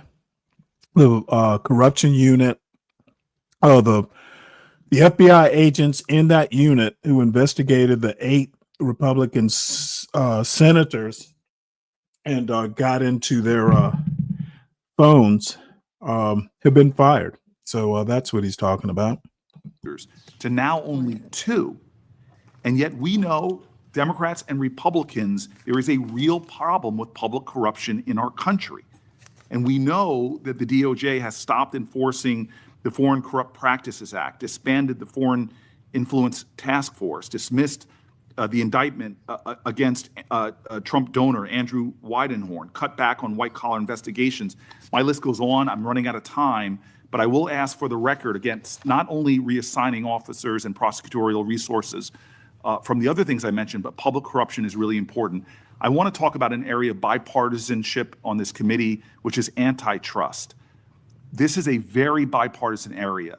In June, the Antitrust Division finalized a proposed consent decree with Hewlett-Packard Enterprises and Juniper Networks settling the DOJ's challenge to the company's $14 billion merger. Reportedly, your Chief of Staff Chad Mizell and Acting Deputy Attorney General Woodard overruled career antitrust staff and approved the merger. This is a massive area of concern for Americans writ large. This is an area where corporate power is growing, all of us. It should concern Democrats. It should concern Republicans. Yet we don't see that. There was a 2-tier system of justice under the Biden administration. We're learning that every day. We saw Jack Smith weaponize the Justice Department against Donald Trump. We saw the Biden administration weaponize the entire Justice Department, all of the law enforcement agencies against Donald Trump, against his family members, against his friends for years and years. And that weaponization is over. Relevant. No one is above the law, and there is a 1-tier system of justice in this Justice Department. And we that's what we will appreciate that. continue to do. We appreciate that. Uh-oh. I wonder, did they cut that? Okay. Well, let's skip ahead to the main event. Let's see, 447. Right about here.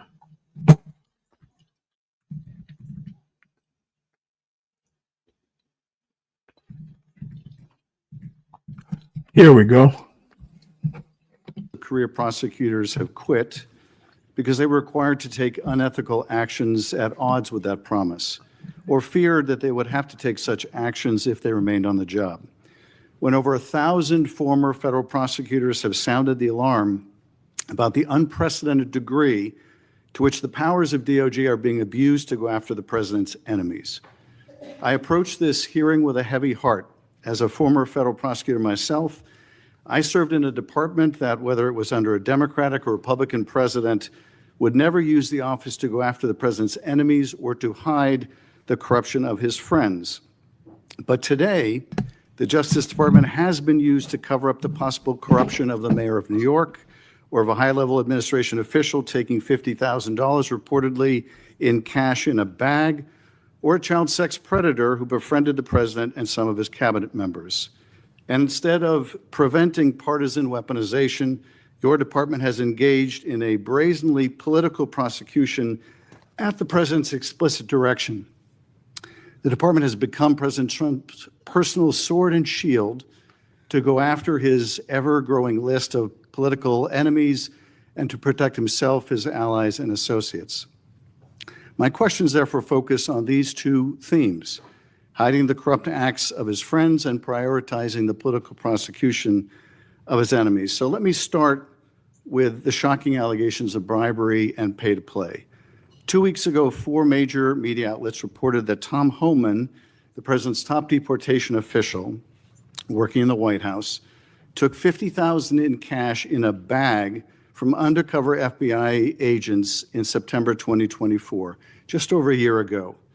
According to these reports, Homan indicated he would facilitate securing contracts in exchange for money once he was in office in a future Trump administration. Reportedly, this exchange was caught on tape.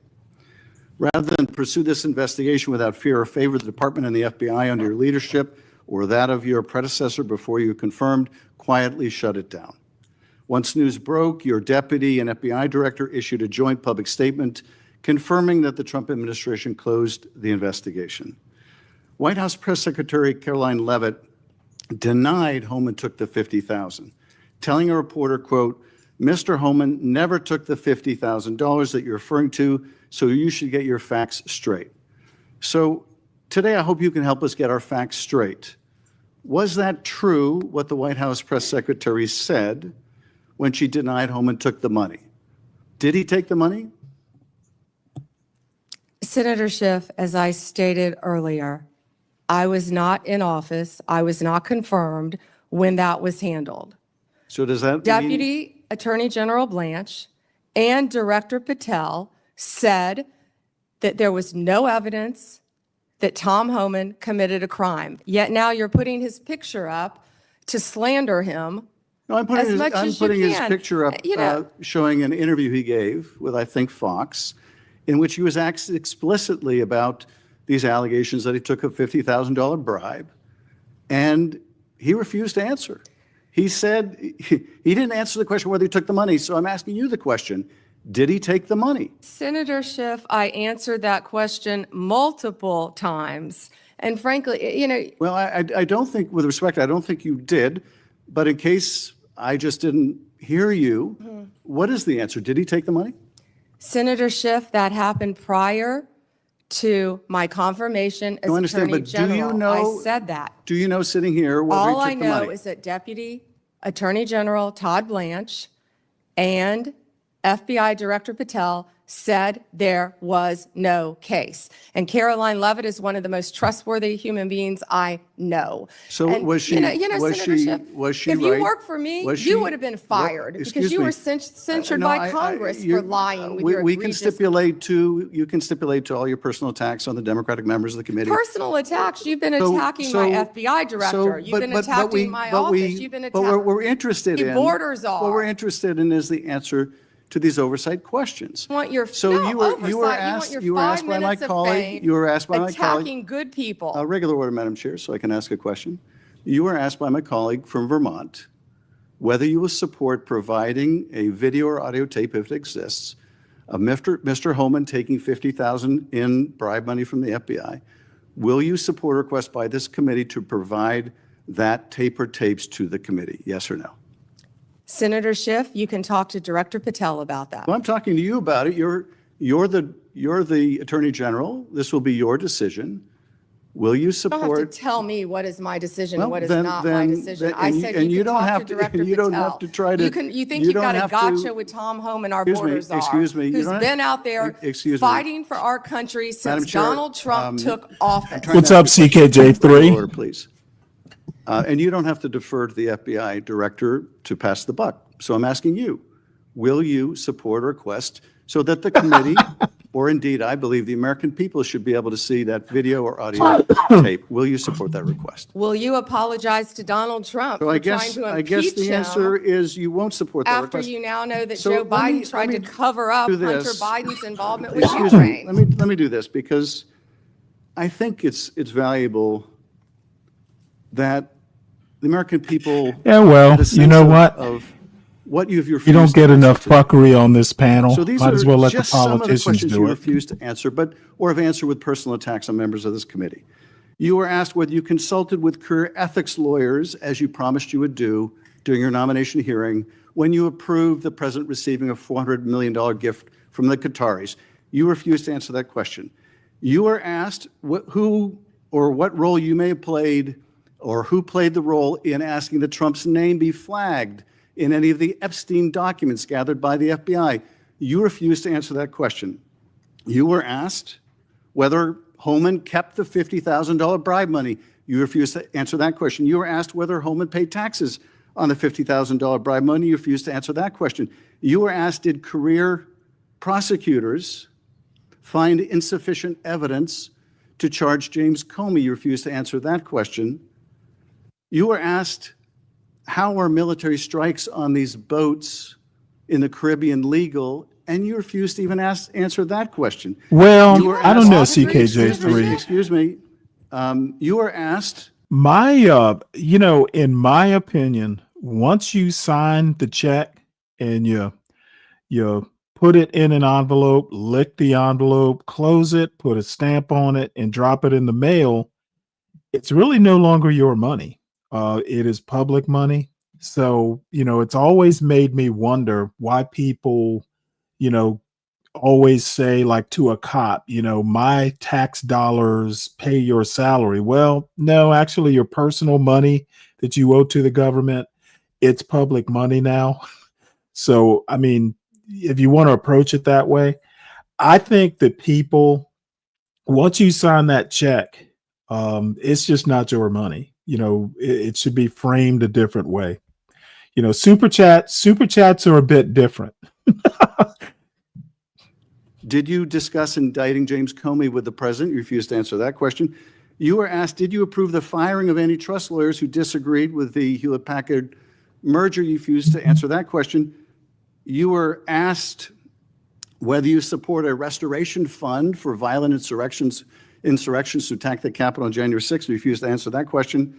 You were asked whether you were firing career professionals, career prosecutors, just because they worked on January 6th investigations. You refused to answer that question. You were asked by my California colleague whether you believe government officials, like immigration officials, have to abide by court orders. You wouldn't even answer that question. This is supposed to be an oversight hearing. Oversight? Excuse me, you can attack me after my time is over. You've attacked all of us, including President Trump, for your entire career. You can attack me later, and I know you've got plenty of canned attacks. We've heard them all day to day. Canned attacks on you?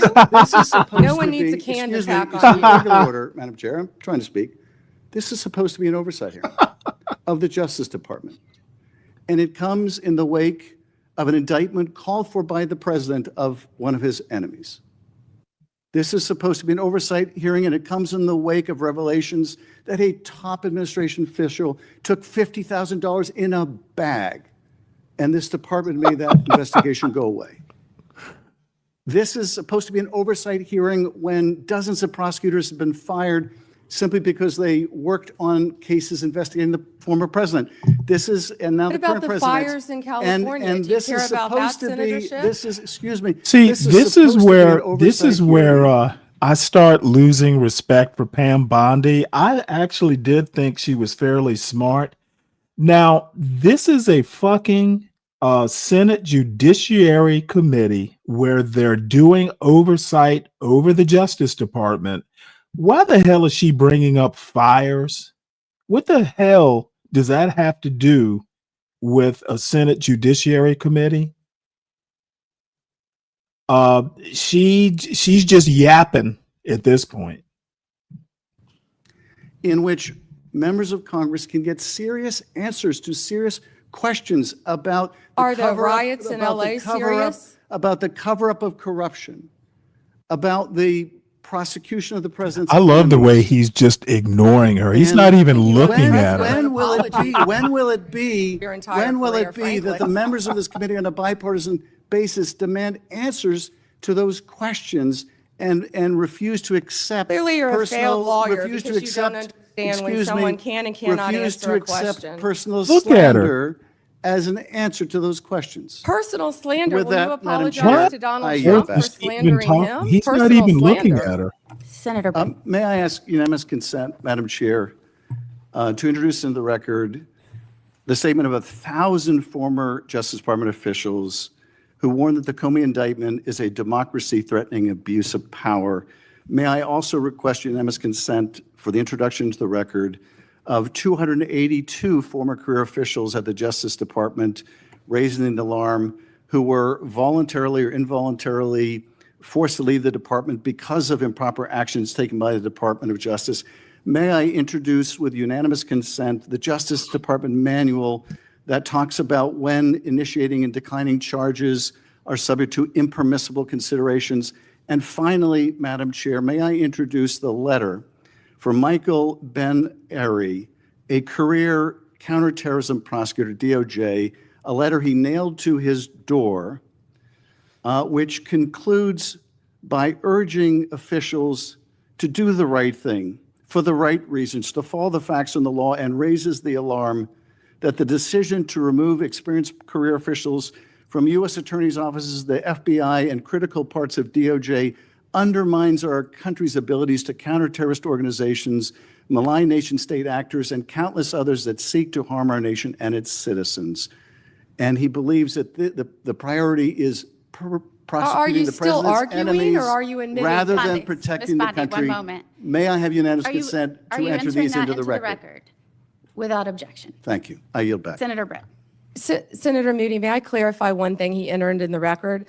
I just want to say that I believe he entered a letter by 200 and something former employees. Well, I believe the spokesperson for that letter was also the spokesperson for Jack Smith.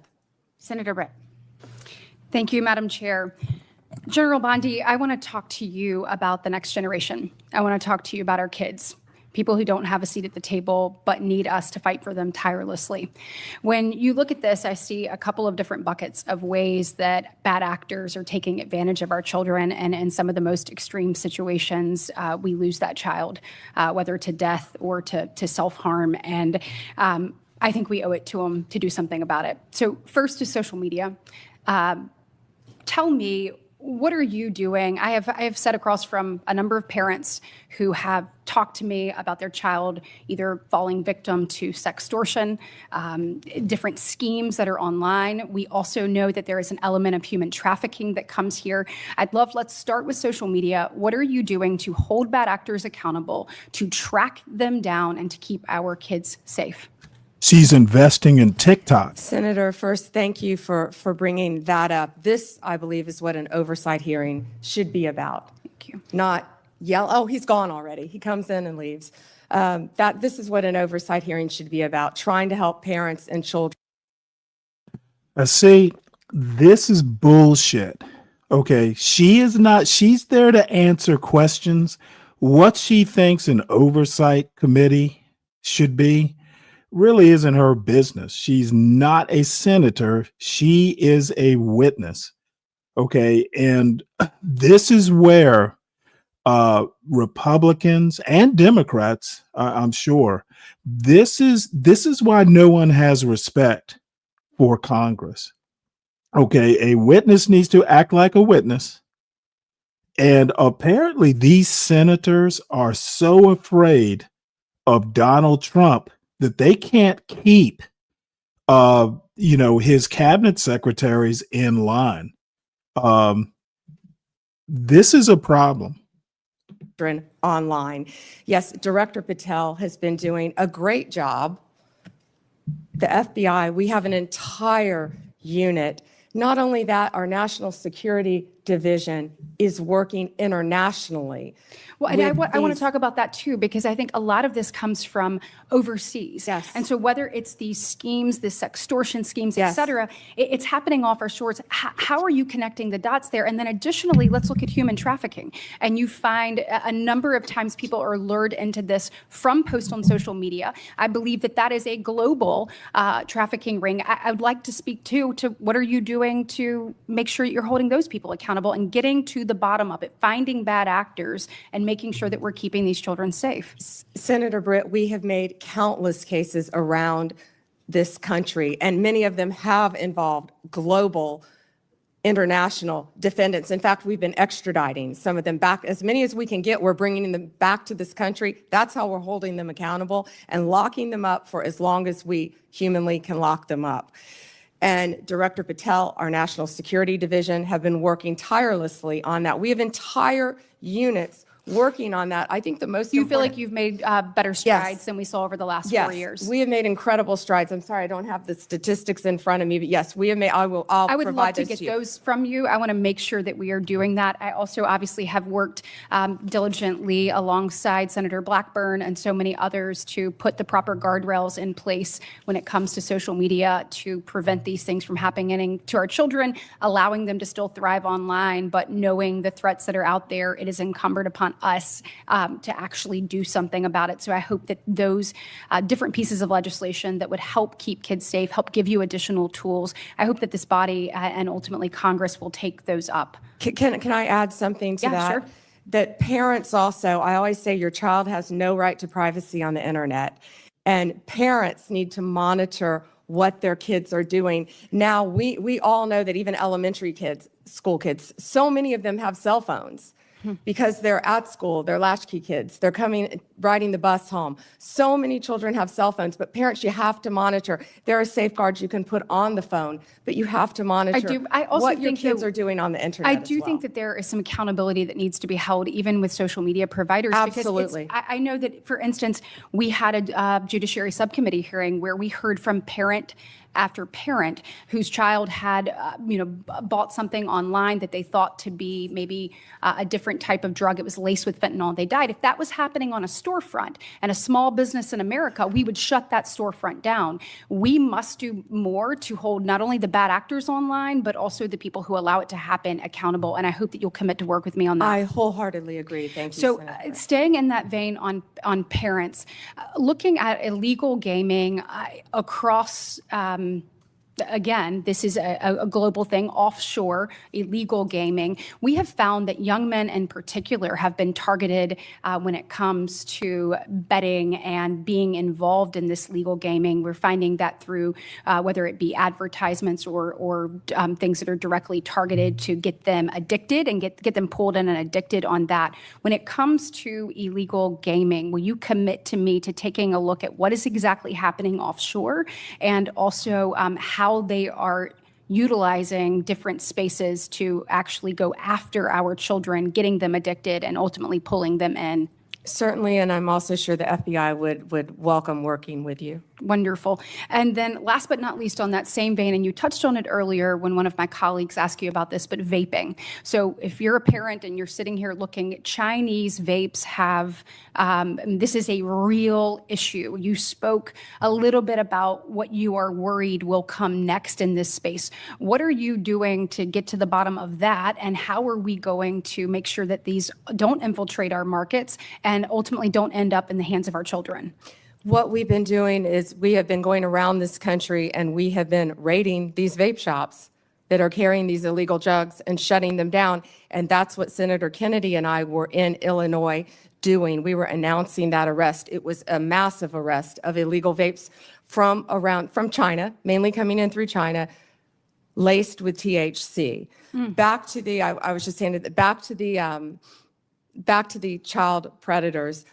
Since January 20th, we have made 2,580 child exploitation cases, Senator Britt. That was the number I was trying to get my hands on. Wow. And that's 250 more than last year. Will you commit to continuing to go after these unregulated products and particularly make sure that they are not in the hands of our children? Yeah, and Senator Britt, we need to do that because it's targeting our children. Yes, absolutely. Thank you very much. Today is obviously the second anniversary of the horrific attacks on October 7th. And this morning I had an opportunity to listen to stories of some individuals that had been held hostage, some of the families that will never get their loved ones back, and some that are hoping that there is a resolution soon and they once again get to embrace their family member that they have not seen in over 700 days. It was a reminder of, one of them said, I can breathe, but I can't live until this is resolved. And we know in addition to this horror and nightmare that they have been living for the past 2 years, we have seen a rise in anti-Semitism here on our soil. When we said never again actually has to mean never again. And I know that you and I spoke about this briefly when you were in front of this committee, but can you talk to me about the work that DOJ is doing to combat that rise in anti-Semitism and to hold offenders of that, to hold them accountable? And Senator Britt, thank you for again bringing up that today is the second anniversary of that horrific attack on Israel. Donald Trump is the greatest peace president of our lifetime, probably in our history. And if anyone can resolve this, it will be Donald Trump. I've also met with many of the families of the hostages and of those who have lost loved ones. We are combating anti-Semitism throughout this country, not only through my civil rights division, and we haven't really talked about Harmeet Dillon a lot today, but Harmeet Dillon runs our civil rights division, and she is working with Leo Terrell, and they are combating anti-Semitism around this country. We have an anti-Semitism task force that we're forming. Do you mind getting me an update on the progress that task force has made, please? Sure. Okay, thank you. And last, in my last remaining minute, certainly appreciate the work that you're doing. I know my colleague, Senator Lee, already asked you about the attacks on ICE officers. Thank you for working to keep our federal agents safe, federal law enforcement safe. So thank you for the work that you're doing there. I do want to just talk a little bit about crime in American cities.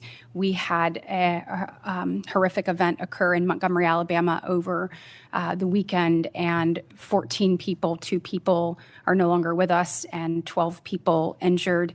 My heart breaks for every one of the victims and their families and the community at large. I'd like to know a little bit about your interagency work and talk to me about things that you find, because we have to find solutions in this space. This cannot keep happening. And what are you seeing that is, your biggest success stories and your biggest challenges you have to working to try to resolve crime throughout the country? Well, right now, the biggest challenge is that the federal government is shut down, but we're not letting that become a challenge because all of our agents are working tirelessly. And I get almost real-time updates from my agencies, Rob Sakata, who's the Deputy Director of ATF, Kash Patel and Dan Bongino at FBI, Terry Cole, at DEA, Gadi Serralta with our U.S. Marshals, and all of our great team of lawyers. And we are working nonstop to combat crime. That's Donald Trump's only directive to me, is to make America safe again. And that's what we're going to do in this country, Senator Britt. Well, thank you for your commitment and any best practices you have or ways that you have found to tackle challenges that are effective. Please let us know. We certainly want to see every community across our state and our country safe, and we appreciate yours and President Trump's commitment to doing that. Thank you, Senator. Thank you, Senator Britt. And I will just say thank you to our witness who has been sitting here for now for 4.5 hours without a break. I think maybe a little bit under the weather. And you have outlasted pretty much everyone here but Senator Britt and myself. So thank you for being here today. I'm in good company.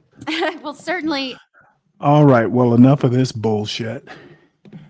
Let us, by the way, everybody, please make sure you have hit the like button. If you're new to the channel, please make sure that you subscribe if the channel is to your liking, and share it out. Make sure you support the host.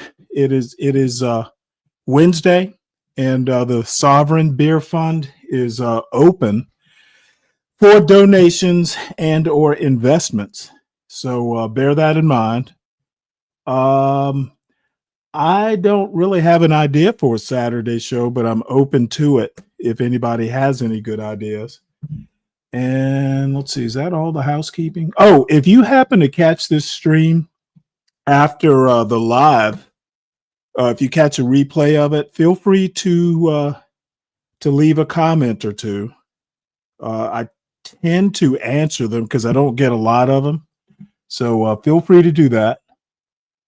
And let us move on to Lady Boulay. We haven't heard a Lady Boulay video in a while. So let's see what she's got to say. Or not, or whether we agree with each other or not. I was doing some research the other day and I came across something that somewhat surprised me. Y'all might have heard this before, but I don't think that it had resonated with me, that Black Americans have higher self-esteem than white Americans. So I sort of gasped and I said, wait a minute, let me look a little deeper into this.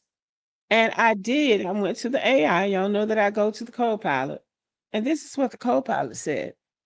Research over the past few decades has consistently found that Black Americans tend to report higher levels of self-esteem than white Americans, especially during adolescence and early adulthood. This study shows that when it comes to how Black Americans feel on the inside about themselves as human beings, they feel very good about themselves. But when you throw in stuff like racism, discrimination, things that we have no control over, then we're more affected by those things that we can't control. But when it comes down to just how you feel about yourself, Black people tend to have a higher self-esteem than other groups of people. Now, some reasons that are given as to why Black Americans have higher self-esteem are, number one, cultural and community support. Strong familial and community ties within Black communities may bolster self-esteem. Number two, resilience and identity. Navigating systemic challenges may foster a resilient sense of self-worth and pride in racial identity. Number three, social identity theory. Belonging to a group with a shared history and values can enhance self-esteem, especially when group identity is positively reinforced. And that is something that we have that no other group has, really. We have a shared history and we respect our history. And three other things that I will add to that. Number one, our sense of survival. We survived a Holocaust in the United States of America. That gives you a sense of resilience and confidence that we have overcome the worst. So the next worst can't be any worse than the past worst. And next thing is the accomplishments that we have achieved in this country. Black Americans have a large body of achievements, really larger than anybody else's when you're just talking about building from scratch. We have an extremely large body of work here that also builds self-esteem and self-confidence. And the next thing is that our belief system. Most of us actually believe in a higher power, and we believe that that higher power rules and super rules the universe. So those are just a few things that contribute to Black Americans having high self-esteem. And those are all very good things that we probably don't think about, but they are very important to who we are. I came across two videos, one from a white woman and one from a Black woman, that reinforce what the co-pilot says. So this lady asks, this Black lady, Are white women really that scared of black women? And I'm going to say yes. And this is my opinion as a white woman who is 53 years old and has lived in the South in Georgia in my entire life. But it's not being scared, but it's a fear. And it's not a physical fear, it is the mental fear. It is what we see in you and what we see you doing and how it challenges us and the fear of that. So we see black women and we see how strong you are. We see you coming together as a community. We see you supporting each other. We see you supporting your community, supporting your families, supporting your children, going out and fighting for your rights, being authentic in your race and in your femininity. Anyway. And we're jealous. I think we're jealous because we would love to be that, I think, and we don't know how to break out of the indoctrination that we have been suppressed by our entire lives. And I'm not giving white women a pass, don't get me wrong, but I know I and most women have been told, white women have been told our entire lives, be quiet, know your place, be a good girl, don't rock the boat, don't be too much.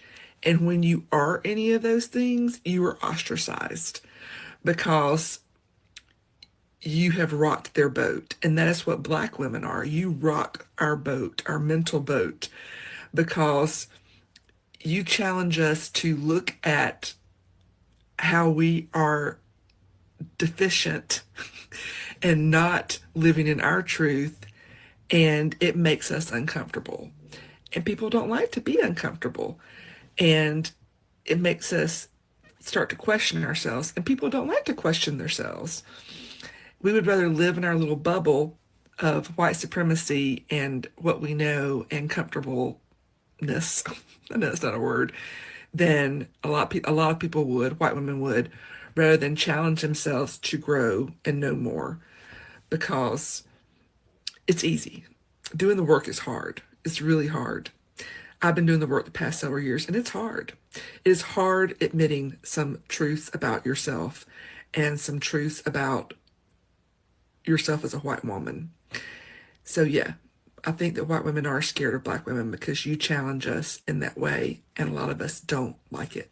And that's why we fear you. It's because we fear what you make us face.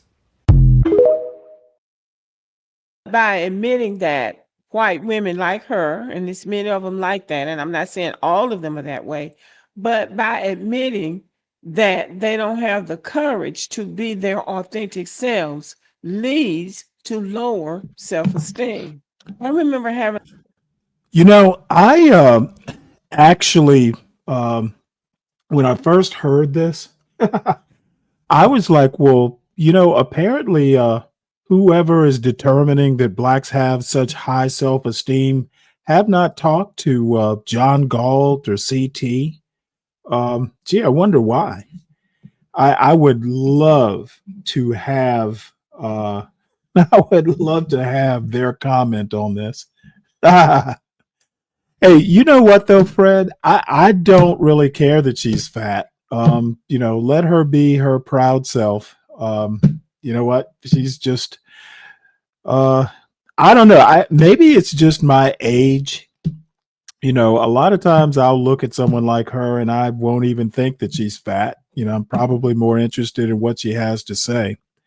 So a conversation with one of my white coworkers years ago when I was a young teacher, and we were just talking.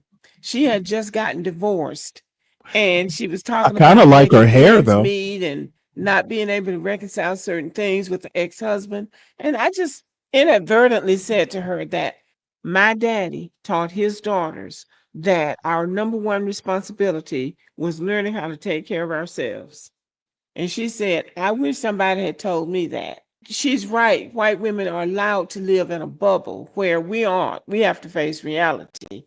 And now here's a black woman talking about how black women become a threat to other women. Being an attractive Black woman is a threat. And before you roll your eyes, let me break down exactly what I'm talking about, because it's not even just about the looks. It's literally about the way you walk in a room like you belong there, because you do, but also the way that you carry yourself when you know your worth, the way you set boundaries and you stick to them. You stick to them, keyword. That kind of confidence, it makes other people feel uncomfortable. Suddenly you're not just pretty, but Well, let me recommend that she not come into some of these spaces in this particular sector of YouTube. These men will try and break you down. you're intimidating. Your standards now get labeled as arrogance. Your boundaries get called attitude, and your presence, they see it now as competition. Period. But here's the truth. You're not a threat, but what you are is a mirror, because you're reflecting back those insecurities that they haven't dealt with. Yeah, they haven't dealt with them. So you shine light on the parts of themselves that they wish they had the courage to embrace. So keep walking in with your head held high, girl. Keep loving on yourself and out loud, because the ones who can't handle it, well, the honest truth is we wouldn't want them anyways. They were never meant to stand beside you in the first place. So keep shining, girl. This is how self-esteem is built: doing the hard work, appreciating who you are, and living your authentic self, living in your authentic truth and being your authentic self, showing up every time and really pulling yourself up by your bootstraps and keep it moving. So those are good self-esteem builders. And I'm glad that people recognize that in Black Americans. Okay, let me know what you think about the video. Thank you for listening. Well, that's very interesting. Like I said, I'd really be interested to hear some of these anti-black blacks, their comment. But they do tend to be predictable, so I guess I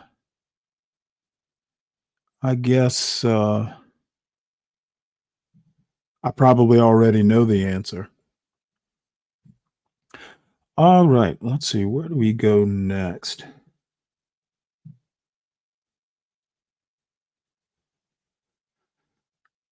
I was thinking about doing, you know what, let's just go ahead and, well, you know what, I want to hear Vivek. I haven't heard from Vivek in a while.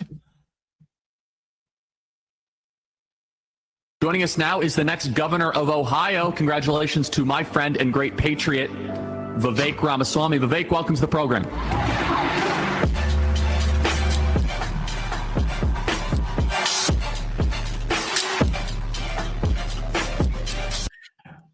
Let's see here. I don't know whether that's actual music or what. I love Montana. I love you guys. Thank you for the warm welcome. I love the state. It is one of the most beautiful places on planet Earth. Which top, Fred? Lady Boulez or I came here Vivek? straight from hike at Lava Lake. I think we bit off 6 miles, a little faster than we could chew. But we were here actually only a few months ago in June, enjoying the beautiful views of the mountains in Dillon, not far from where we are right now, with our friend Charlie Kirk, actually. He and I were there for an event together, and it is good, though in a much more emotional state, to come back to commemorate him. And I just want to say before we get started to Governor Gianforte, I know you did a great job. Really appreciate your warm welcome. You're lucky to lead this beautiful state, and this beautiful state is lucky to have your leadership as well. So thank you. And give your governor a round of applause. Thank you. Thank you. Oh, I was just checking. So we get together today in remembrance of actually two different tragedies. Today is October 7th. 2 years ago today, a group of terrorists abroad killed 1,200 innocent human beings in Israel. And on September 10th here at home, a terrorist in Utah assassinated our friend Charlie Kirk while he was peacefully speaking on a college campus like the one where we are right now. We're on a college campus tonight. We remember exactly that tragedy of Charlie Kirk, and for years, college students with conservative views, like many of you, were taught to shut up, sit down, and keep their views to themselves. But thanks to one man, I give this to one man above everybody else, thanks to one man over the last year, we reached a new dawn in this country. Young conservatives, like many of you, started to feel free to speak in the open again as proud Americans. You showed up at the ballot box last November in unprecedented droves to re-elect Donald Trump to his second term as U.S. president. You all did that. You made that happen. And yet it was less than a year after that victory that the man who inspired you to show up was assassinated in cold blood on the very first event of the campus tour that we're continuing here tonight. And just like October 7th, I worry that September 10th is going to represent a form of generational trauma that isn't going to heal easily. It's going to last for a long time to come. And the question for us now is what we actually do about it. See, Charlie, I had a chance to get to know him really well over the last year. He had a special tactic for dealing with the really hard questions. He would tell you, I know what it's not. I know it's not more violence. That's what he would say if he were here. But I know it's not to back down either. Jesus Christ, And he the truth really is tonight, their I don't want to feed you MLK. platitudes. I don't want to just tell you what you already believe. I want to ask a hard question. The truth is we face a hard choice ahead for our movement. It is a fork in the road. It is a fork in the road for the future of the conservative movement. And it's a hard question to ask ourselves. Is our goal to defeat the left, or is our goal to save the country? Last year, I believe these goals were one and the same. But going forward, I don't think they quite are. Last month at Charlie's memorial service, his wife, Erica, bravely stated that she forgave Charlie's killer. Yet at the same time, that murderer will also be executed by lethal injection after he's convicted, an outcome that I, like many of you, believe is just. Those two things are not contradictory. Both of those things are consistent with Charlie's Christian faith. Both of those things are consistent with the values that our nation was founded on. And there's deep wisdom in Erica Kirk's lesson for our country and for our movement. See, on one hand, we conservatives have an obligation, and now more than ever, to stand up for truth over falsehood, to stand up for the truth that God is real, to stand up for the truth that there are two genders, to stand up for the truth that reverse racism is racism, that an open border is not a border, that the nuclear family is the greatest form of governance known to the history of mankind. And yet we can still stand for those truths while viewing those who believe in falsehoods not quite as our enemies who must be conquered, but instead as our fellow citizens who have lost their way and must be shown the light, not to berate them and banish them, but to pray for them, and even on rare occasions to actually persuade them, while still beating them soundly at the ballot box to make sure that their misguided ideas never turn into law. We win with ballots, not bullets. That's who we are. That's who we are as Americans. That's the choice we face ahead. Do we play the left's game? Silencing, canceling, punishing, authorizing the government to pick winners and losers in the private sector? Or do we stick to the principles of the American founding? Freedom, merit, the rule of law, the pursuit of excellence. It is a fork in the road for our movement, and I believe the answer is crystal clear. We don't care about owning the libs, not anymore. We care about owning responsibility for saving our country. It is not just about what we stand against, but what we actually stand for. Individual, family, nation, and God beats race, gender, sexuality, and climate. If we have the courage to stand for what is right, what is true, what is good, what is beautiful, that has always been the American way. In the dark winter of 1777, George Washington's army shivered at Valley Forge. They were starving, outnumbered, poorly clothed, and many of them believed the revolution was doomed.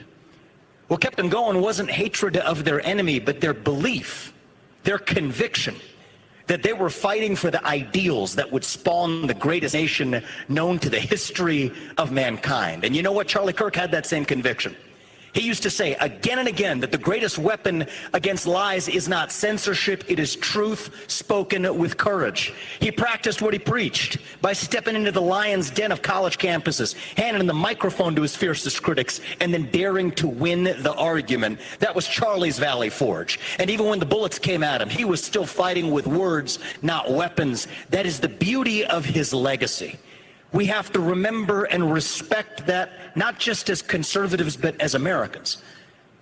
Now, some of my friends on the right, good friends on the right, will argue that now isn't the time to go soft, hold hands, and sing Kumbaya.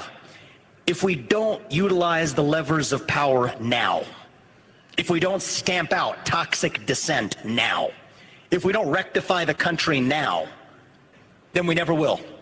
And that we have a short window to act right now, and we got to step up and seize the moment. And even if we show restraint and even grace ourselves, the left won't show us that same courtesy when they're in power, which means that their side may win in the long run. And if that means then removing certain voices from network television or pressuring private companies to take action against dissent, then we should bite our tongue and do it while we can. We have to remember what time it is in America. That's how the argument goes. And I understand why many patriots on our side find this compelling, because it is certainly true that terrorists, just like those who struck on October 7th, just like those who struck Charlie Kirk, the one who did on September 10th, will always be willing to do the things we aren't willing to do, which creates an asymmetric terrain that makes our victory all the more difficult, because terrorists have no hope for their future. That's why they're hell-bent on destroying ours. What scares them more than anything is somebody with hope. You know, what the fuck is he talking about? He's acting like he is literally acting like there's a civil war going on. These fucking MAGA people are really just extremists. What's up, Tropes? Somebody who gives people hope. Somebody who lives with joy and purpose and meaning. Somebody like Charlie Kirk. That's why they attack.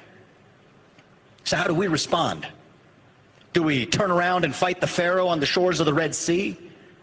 Or do we cross? The answer, my friends, is that we keep going. Their brutal tactics should never cause us to change who we are. But when we lower ourselves to play according to their rules, when we concede the idea that might makes right, that we settle our disagreements with force rather than debate, then we lose the very thing we were fighting for. And that is our identity as Americans. What exactly is that identity, we ask? Thank you. That is the question of our generation. It is the most important question for your generation. Really, to put America first, we first have to answer what America is. And it turns out this was actually the subject of my very last in-person conversation with Charlie when he visited Ohio on August 25th. The last time I ever saw him in person. We had a very private conversation. Just the two of us, one-on-one. What's an American? I asked him. And in classic Charlie form, he told me, I don't have the answer, but I'll tell you what it's not. It's not a race, I know that. But it's not just paperwork either. That much I know. I agree with what Charlie said. Our shared American identity isn't about a race, and it isn't about government paperwork. We're a nation defined by a set of ideals that united an extraordinary group of people 250 years ago. If you're the descendant of a particular race or lineage, but you don't actually subscribe to those ideals, then you're not really an American, not in the truest and deepest sense of that word. And if you happen to have physically entered our country. You know, this poor deluded soul acts like he didn't talk to Ann Coulter once. Oh, man. Shared identity. This woman told you she told you, I wouldn't vote for you because you're not American. You're not the type of American that I would vote for. Wow. and been granted a piece of paper by the government, but you don't actually believe in the ideals of our country, then once again, you're not really an American, not in the deepest sense of that word. But if you do believe in those ideals, wait your turn. Enter the country legally, work hard, play by the rules, make your contributions, take your Do you oath of think he's allegiance to wearing the country, makeup? assimilate into the country, and become a citizen. Maybe it's the lighting. Then you're every bit as much of an American as anybody else in this country. Thank you. And you see, that is what makes America different from every other nation in human history. As Ronald Reagan once said, you can go to Italy, but you'll never be an Italian. You can move to Germany, but you would never be a German. You can live the rest of your life in China or Japan. You would never be Chinese or Japanese. Yet you can come from any one of those countries to the United States of America, and you can still be an American, so long as you pledge allegiance to the ideals enshrined in our flag. You work hard, make your contributions, play by the rules, pursue the American dream. It is called the American dream for a reason. There's no such thing as a Canadian dream. There's no such thing as a British dream. There's no such thing as a Chinese dream. The American dream is distinctive. It is what makes American exceptionalism possible. Now, the woke vision of our identity rejects that American idealism. On the woke worldview, your identity is based on your race, your gender, your sexuality, or your lineage. If you're one race or gender, you're an oppressor. If you're another, you're a victim. The remedy to past discrimination, on their view, is present discrimination. The remedy to present discrimination is future discrimination. That woke worldview is fundamentally at odds with the American founding, because we are the country where, regardless of your race, your gender, your sexuality, your religion, or your lineage, you can still be a citizen of this nation so long as you subscribe to and live by our national creed. So what does it mean to be an American in the year 2025? It means we still believe in those ideals of 1776. It means we believe in merit, that the What the best hell person is he gets the talking job, about? This doesn't regardless sound of like their somebody genetics. who's a Trump voter. That you are judged not on the color of your skin, but on the content of your character and your contributions. It means we believe in the rule of law. And I say this as the proud son of legal immigrants to the United States. That means your first act of entering this country cannot break the law. It means we believe in free speech and open debate without censorship. Whether you're Nick Fuentes or Alex Jones or Jimmy Kimmel, it means that words are not violence, that violence is violence, and violence is never an acceptable response to words. It's not just about our constitutional principles. Yeah, I agree with that, CKJ3. He is out of step with the MAGA folks.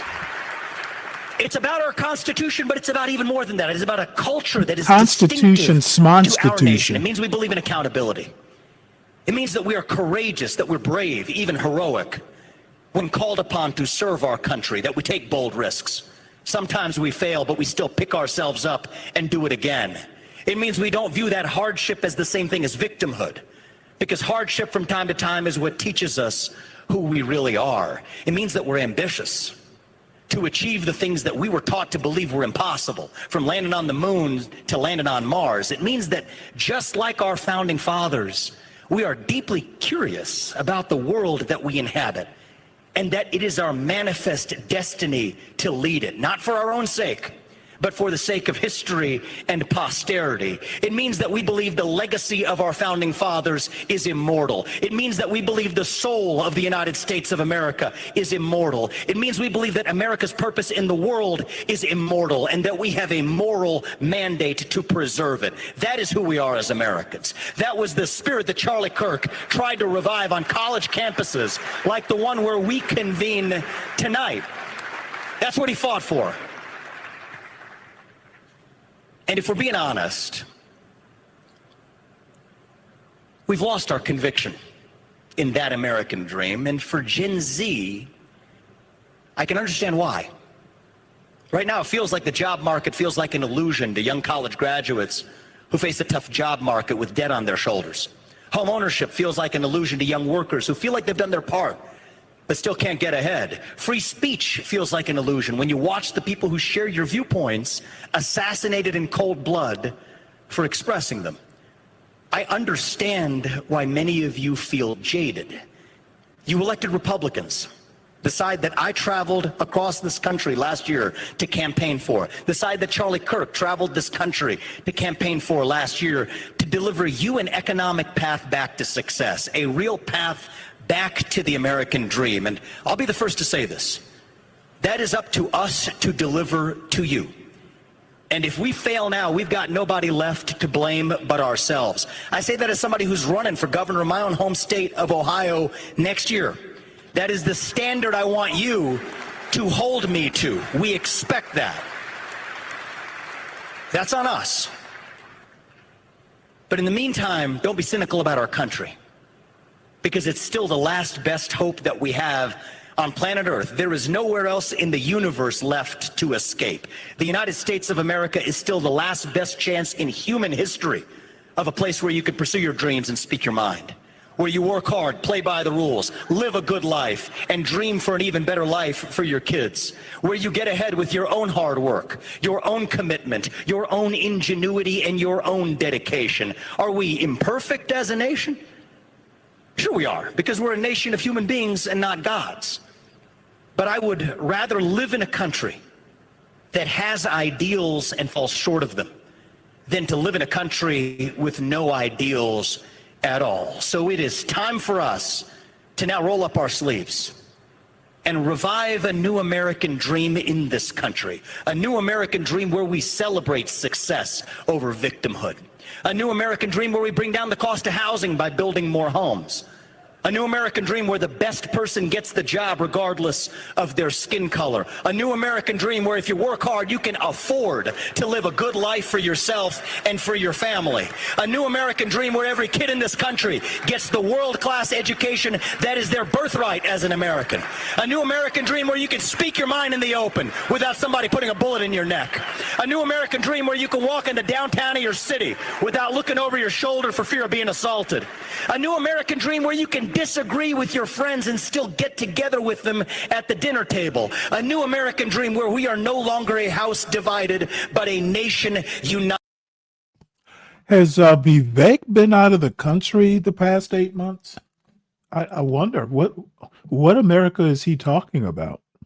A nation whose true strength is not our diversity, but that which unites us across that diversity. And the beauty of this new American dream is that it is the same one that has guided us at every step of the way for the last 2.5 centuries, just as it will for the next 2.5 centuries. E pluribus unum, from many, Jesus Christ, one. That what is a what won us the bullshitter. American Revolution. That is what reunited us after the Civil War. That is what won us 2 world wars and the Cold War. That is what still gives hope to the free world. And if we can revive that dream over group identity and victimhood and grievance, then nobody in the world, not a nation, not a corporation, not a virus, not a campus shooter is going to defeat us. That is what American exceptionalism is all about. That is who we are as Americans. Thank you for coming out tonight, guys. We love you. May God bless you and your families, and God bless our United States of America. Thank you, guys. May God bless him with a better barber. Now, let me show you the real America that we know and love. Let's say that somebody was coming into our church and they're black, and would they be eligible for membership in our church? Yes, they of course they would. They'd be eligible for membership in our church. But would they be Here's your permitted America, Brian to Nichols. participate in, embody, and practice what I would call black culture generally in our church? The answer is absolutely not. Why? Because the characteristics that mark black culture as a generalization, in the same way Paul's talking about Cretans on Crete, they are evil, murderous, violent, bestial people. They steal, they kill, they destroy, they look like Satan in how they act. They are sinful to the core. They have besetting sins that are like fatherlessness, sexual immorality. They molest children at a high rate. All of any criminal statistic that you could look at, almost pretty much without exception, they excel at them. Black culture. So when we make this generalization, one of the purposes of it, one of the points of utility for it, is for black people who do not embody that culture to repudiate it, hate it, and also for policymakers to make the kind of political movements and in terms of law and order that would usher in the. Brian, you know what?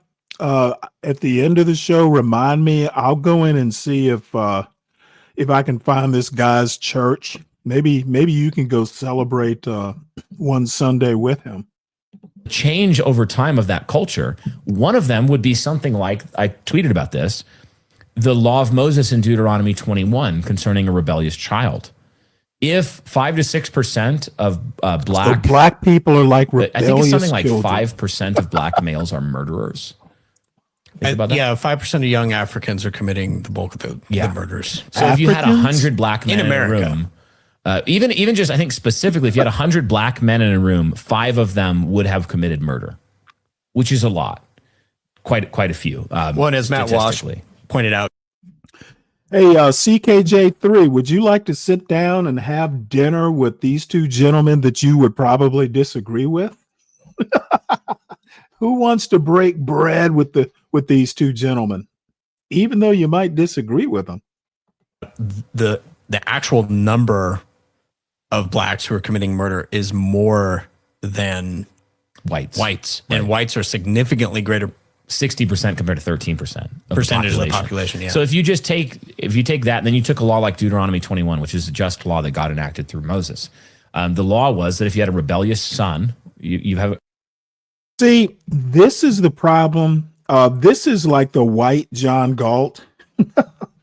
Dude, so if 5 people in a room of 100 are murderers, taking this premise, then I think that you should deal with those 5 people and not judge the whole group by those 5 people.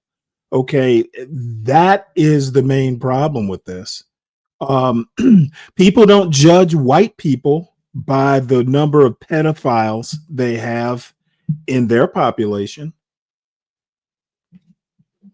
People don't judge white people by the colonialism. They don't judge them by Hitler. Hitler was white. This problem, this country has a huge problem.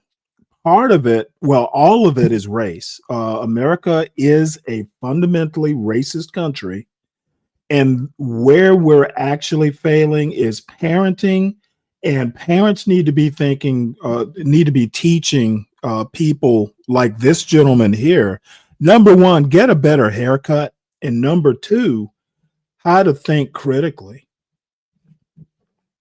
A child they're coming up into their manhood and they're rebellious. They don't listen. He lists some characteristics and even though they're disciplined, they will not turn. He says the fathers to bring them out into the town square. This is a rebellious son. And then they stone him to death.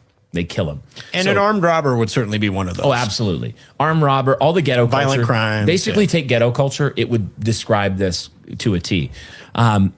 If you did that over 3 generations. And literally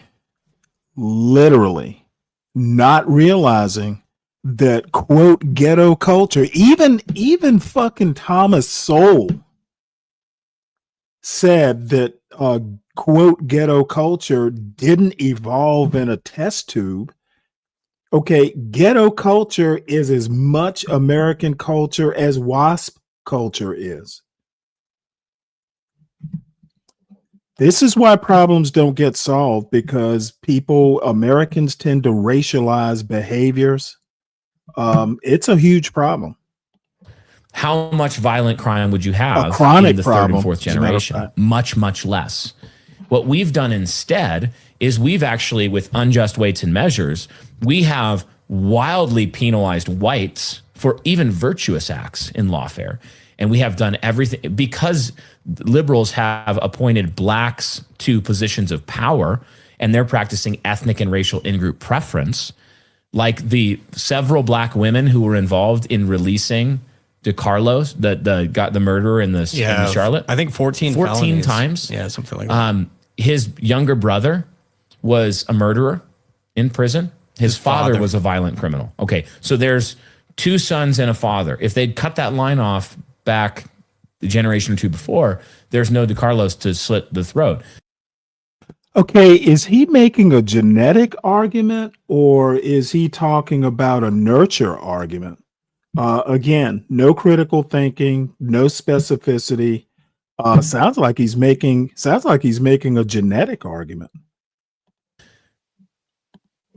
But what we have instead are, and in this case, the double whammy of black female judges, politicians who have appointed these sorts of people. The mayor of Charlotte, for example. The mayor of Charlotte, like if you look at who appointed the judge and the judge that released him, it's 2 black women. Okay. And what did they do? They said, oh, it's mental health, it's homelessness, it's this, it's that. It's not a criminal tendency of black males that needs to be cut off through the wielding of a sword by the Whoa. See, this is literally, oh shit. How did I do that? Let me go back here. I'm sorry. I'm laughing so hard. A criminal tendency among black males. Bingo. So he is talking genetics. Pointed out the actual number of blacks who are committing murder is more than whites. Right. And whites are significantly greater. 60% compared to 13% of Percentage the of the population, yeah. So if you just take that, went then you too took a law far like back. Deuteronomy 21, which is a just law that God enacted through Moses.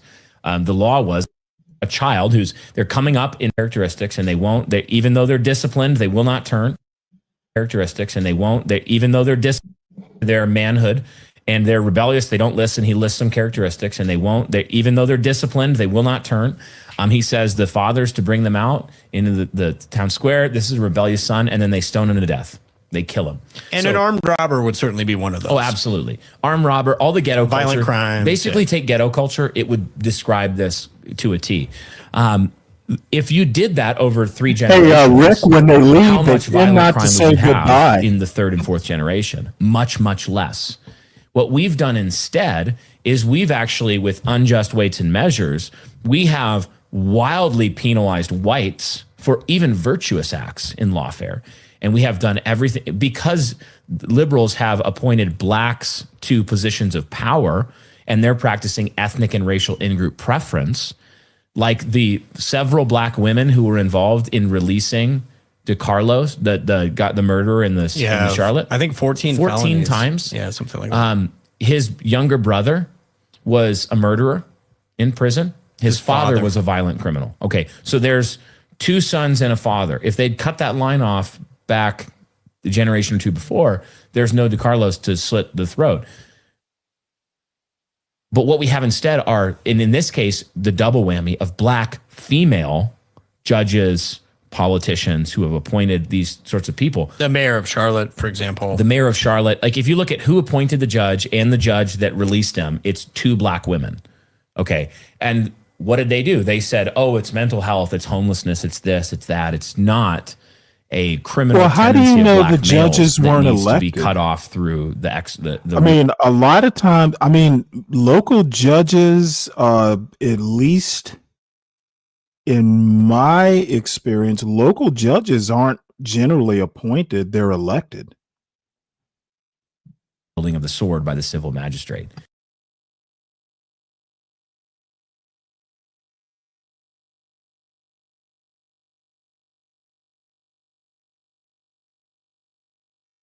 That was quick, but I actually think this is probably a much more accurate picture of America than Vivek was painting. You know, this American dream, this ideal stuff. What the hell is he talking about? So let's see. Let me go back here. Because I'd much rather listen to I want Heather to start Cox. a different place Heather than Cox you Whitman, asked about. but I don't think we're going to do that. Let's see what else do we have here.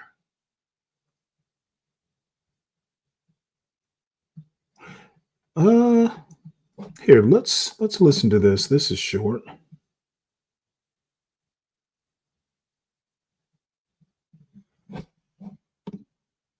I'm back with my old friend John Fugelsang, author of the brand new book, Separation of Church and Hate, a sane person's guide to taking back the Bible from fundamentalists, fascists, and flock-fleecing frauds. In the book's introduction, he lays out his aim, quote, "The right has turned a movement based on compassion and love into a mean, self-worshiping, tax-free clique.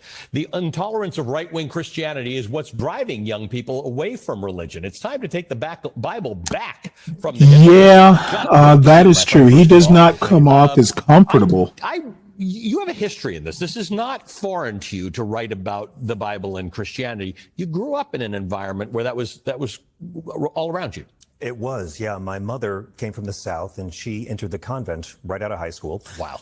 The convent put her through nursing school, and she went on to work with lepers in Malawi, Africa, as a nurse. But before they sent her to Africa, they stationed her briefly in Brooklyn, New York, at Holy Family Hospital. My father grew up in Brooklyn.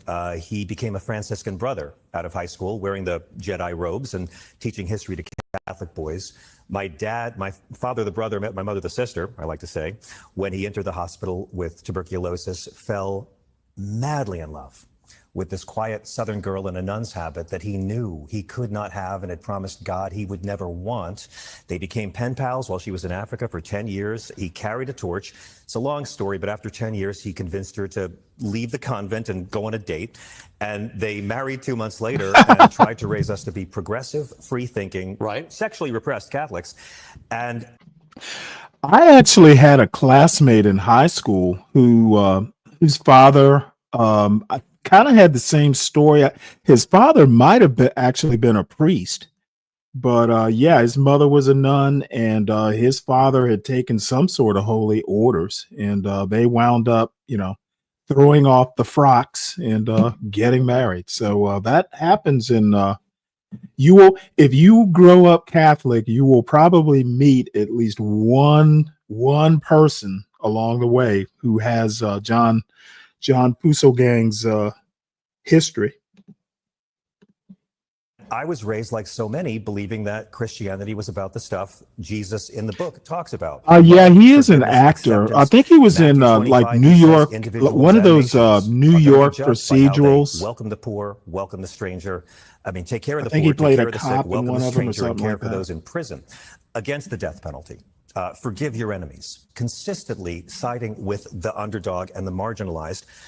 And millions of us have grown up in America to see that mission has been hijacked by this mean collective that fights for stuff they pretend Jesus talked about, like persecuting gay people, driving away Christian refugees at our border. I don't call them illegals.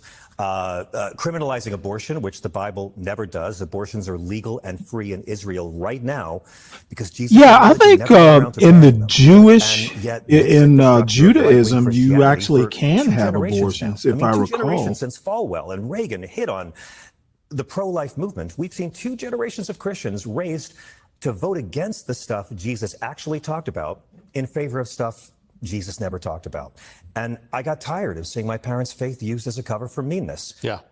It's a third rail thing in comedy. It's a scary thing to talk about. But I've met so many people, Ali, who were raised religious and now consider themselves spiritual. They're not turned off to Jesus or God or faith. They're turned off to all the cruelty and hypocrisy. That is why Christianity was 90% of the population in the 90s. Now it's down to about 2/3, and we're below 50% in this country of regular church attendance. It's not because people don't like Noah's Ark. It's because they don't like the meanness. So all major religions have these factions, these people who claim to do things. Fundamentalist wings, correct.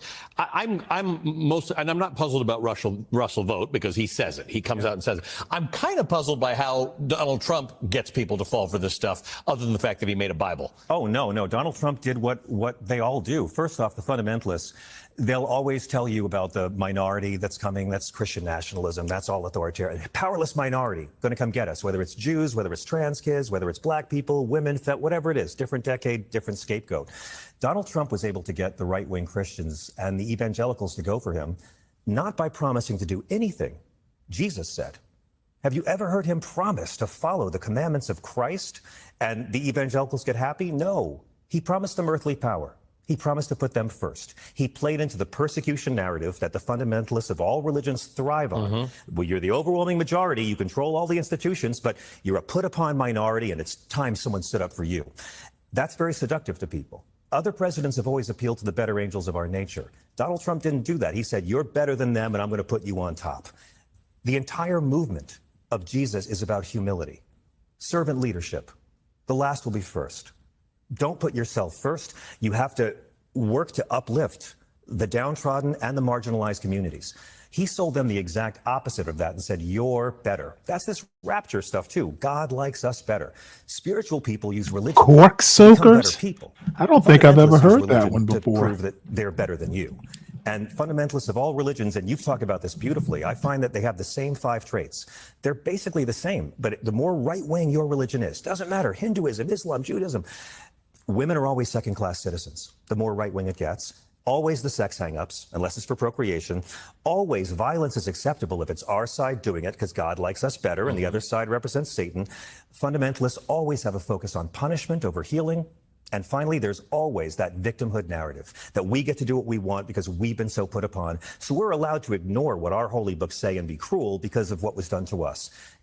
Right-wing Christians have more in common with right-wing Muslims than they do with moderate Christians. And we got to love these people. We can't hate them back. But in a democracy, we have to beat them. And the great thing is that you don't need to believe in the Bible as literal fact to call these people out. They use it as a prop.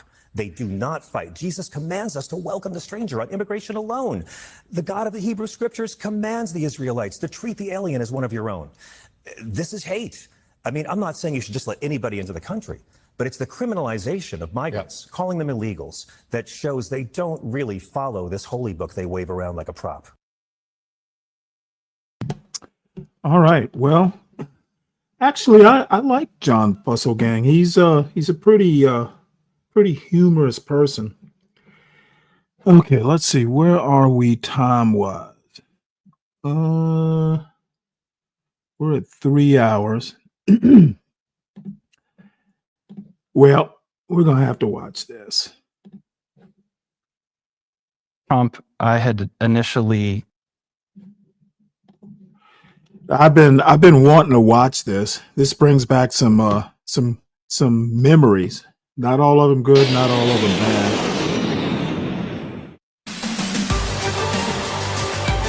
Let me skip through that. Ooh, the Bainbridge. This is old. I don't think the Bainbridge is still in service. Oh, those flip down antennas on the back. Oh, I got a bad story about those.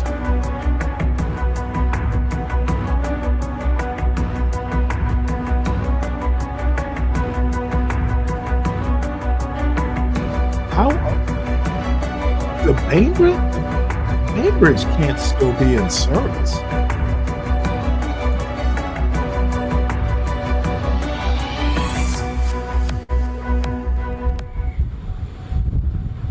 Oh, okay. So they've got a new one. Okay, because the old one, the one that was in commission when I was in the Navy, it was a nuclear cruiser.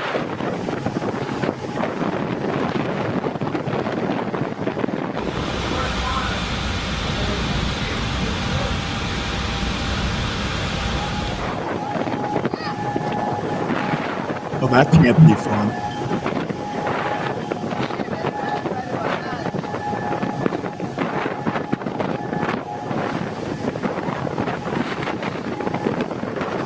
I actually can't believe that he's out on the fantail in this weather. Yeah.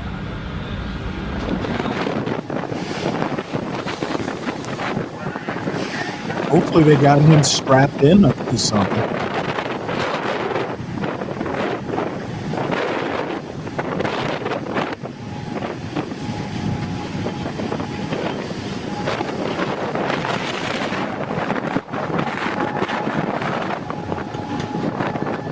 This is kind of, oh good, they're securing them. I was about to say, this is kind of cool.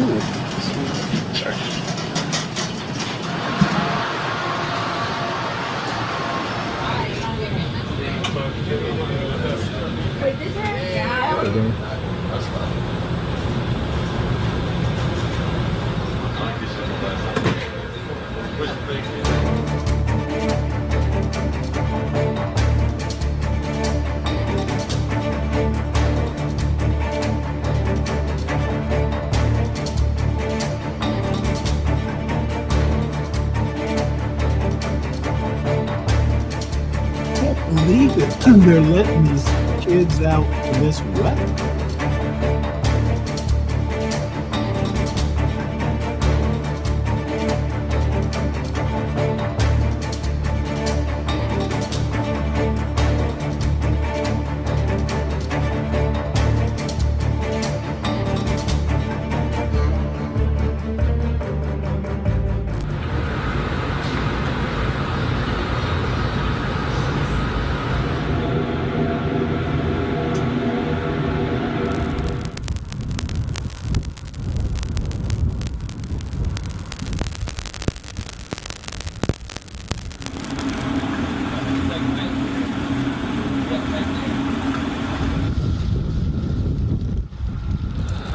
Yeah, it is. It is reminded me of the good old days.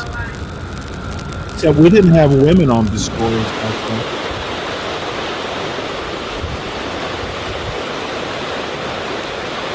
Yeah.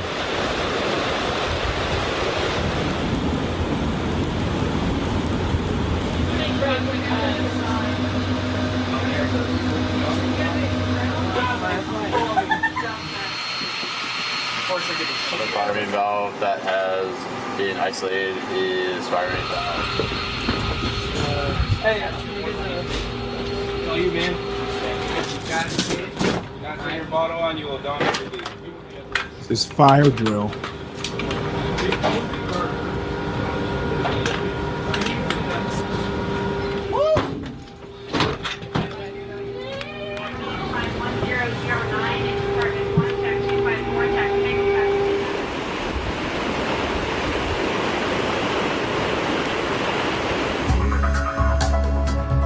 Oh, red boat.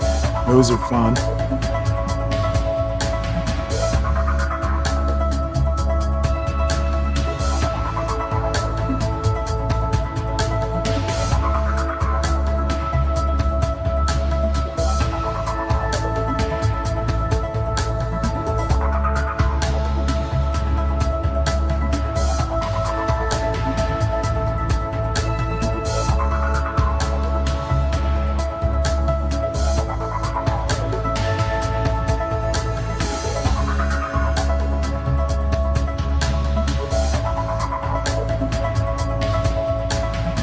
Yeah, look at how blue that water is.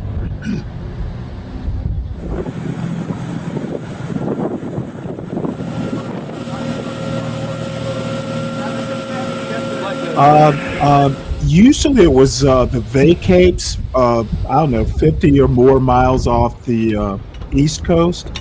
But I've been through the Med.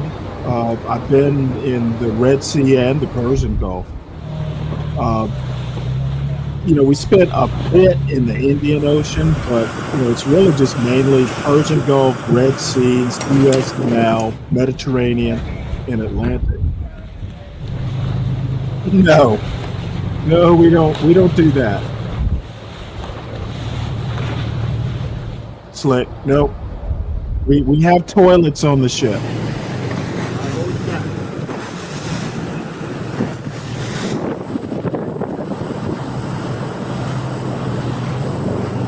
Yep, I've done small boat outs. What's up there, Black Knight? This will bring back memories.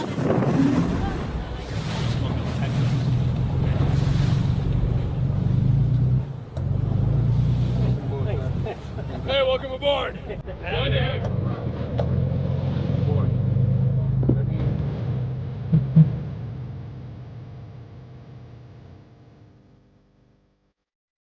Oh, I've had plenty scary moments.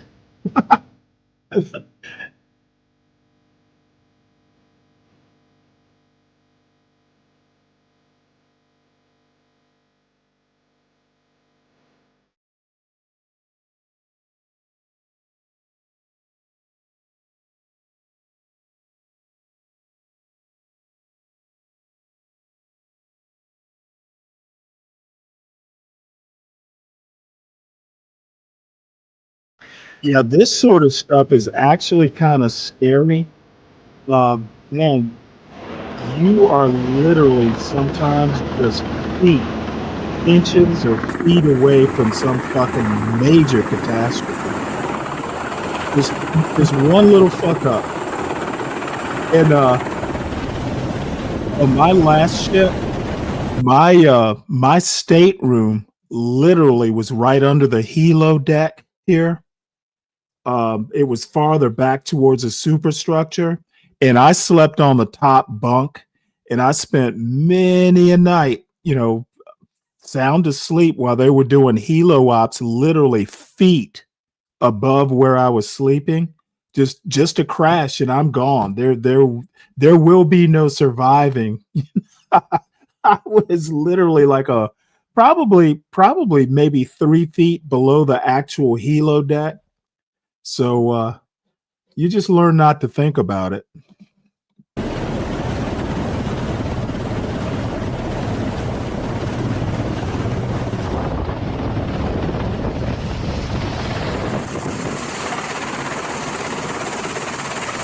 And it's kind of scary for the helo pilots too, because the fantail is always pitching and yawing. The deck is moving literally in 3 dimensions as you land and take off. Takeoff probably isn't as good, but a landing on a moving deck like that.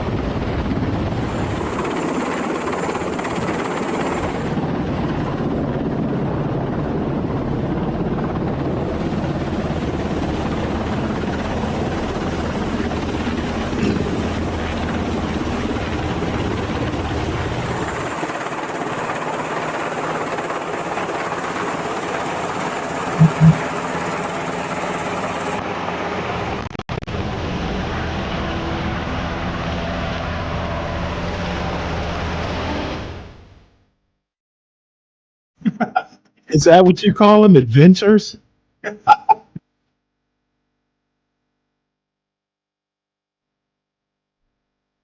Man, that's a clean looking engine room. I wonder if this ship is new.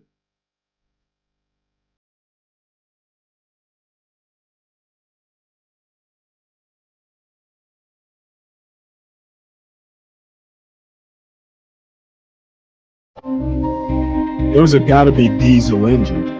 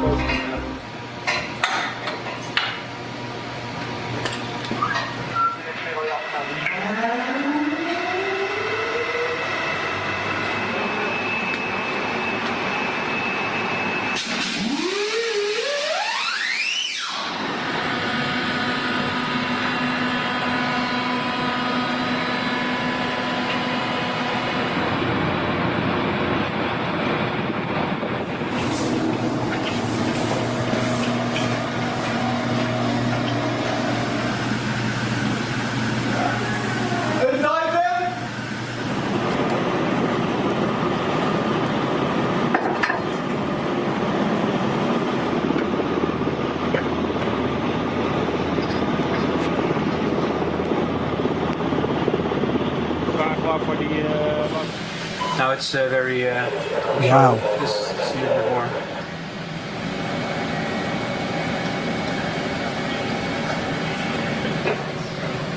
Try to use your report to Foxtrot 332, channel 6. I believe it 1730, so I'm not sure whether the indication was. Once we enter here, we see that the stern usually.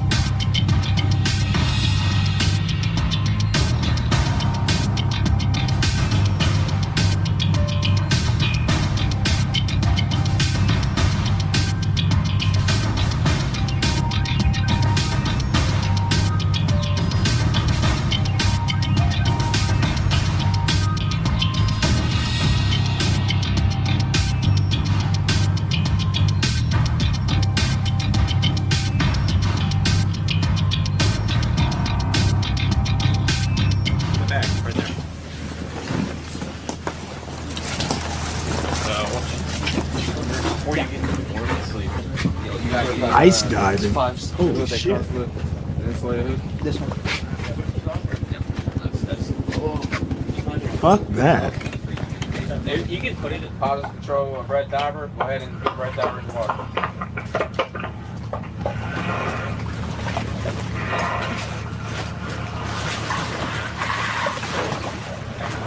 Close your AGVs. Dip your tanks. Dip your brakes.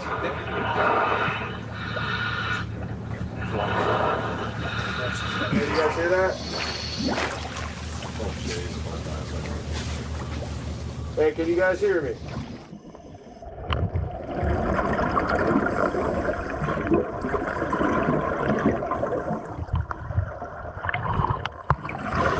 Yeah, that's kind of damn crazy.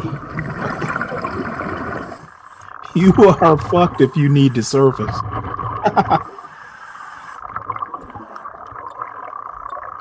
There will be no cutting through that ice.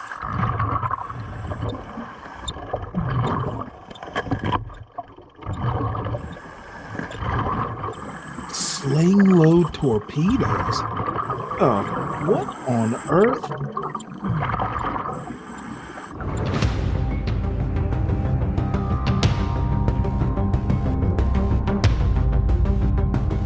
Man, that's crazy.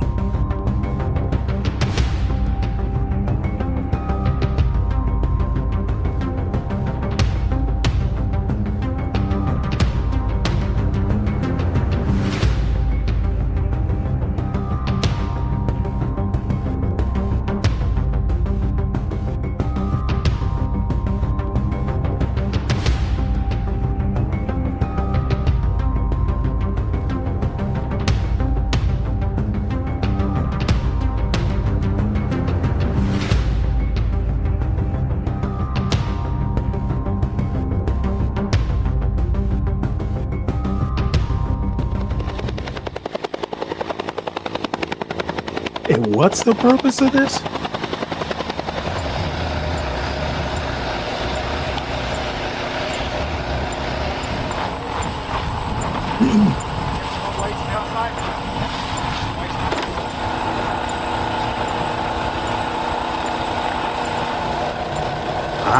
You know what? I don't know how that works, Black Knight. I just know I don't want to do it.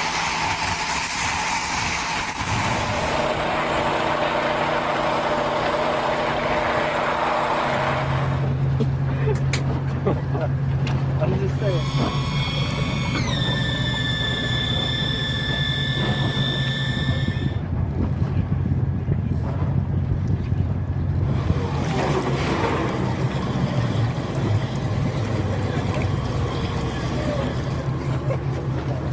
Hey, Coon's supposed to be coming with us. Yeah. Yeah. Then why are you on time? Have good. Yeah. 10-9, 10-7, how copy? Basically, if you were coming up. Coming up. Roger, come on, sorry, how copy? Andy, they gave food. Copy.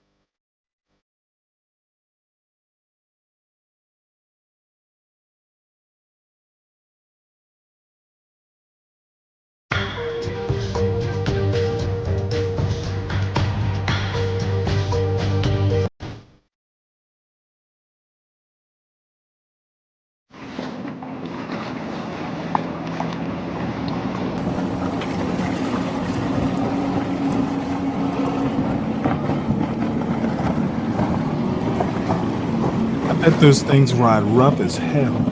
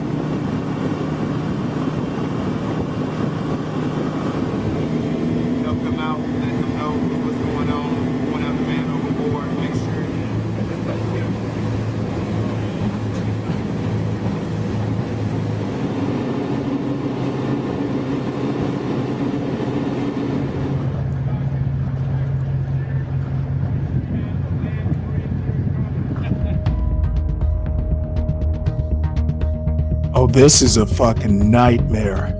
Having to operate in a carrier group. Ooh, I get bad memories just thinking about this.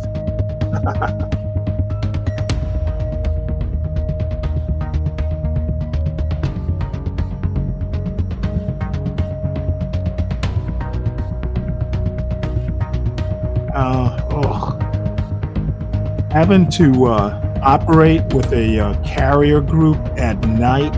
Oh my God, it is just it scares me even thinking about it.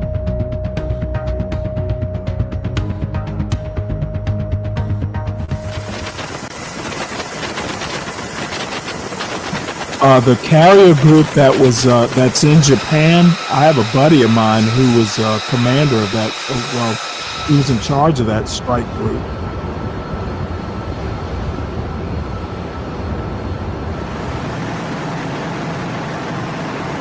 In Japan.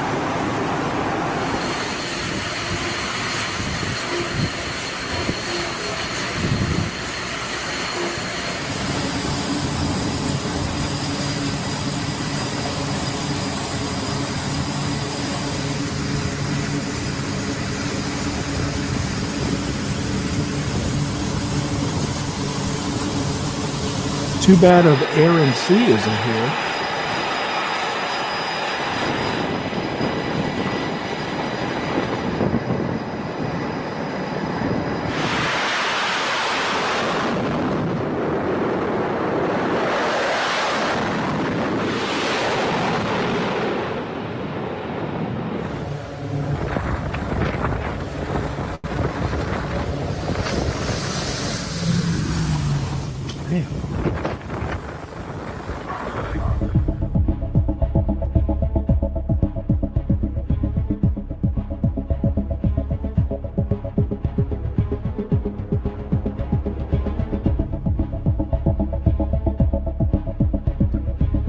Yeah, I've only been on one amphib. When I was in OCS, we rode from Little Creek up to Newport, Rhode Island on an LSP.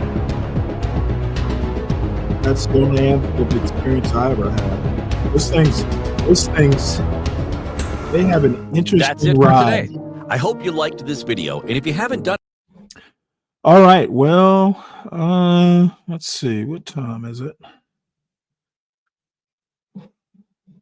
We have time for maybe one more, and then I'm going to wrap this up.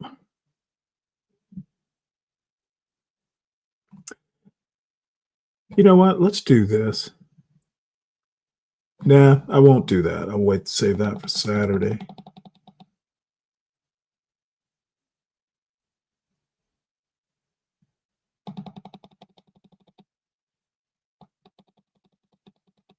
I had a good fishing video around here.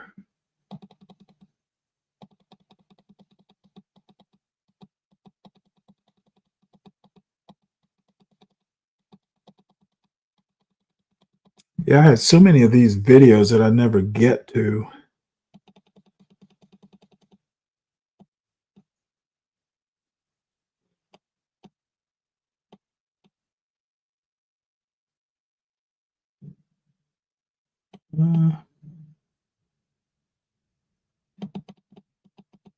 Oh, there we are.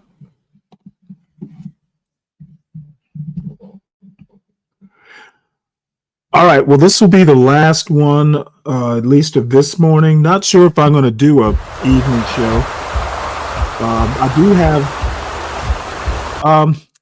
if I do an evening show, I've got a Supreme Court hearing from yesterday that I want to talk about.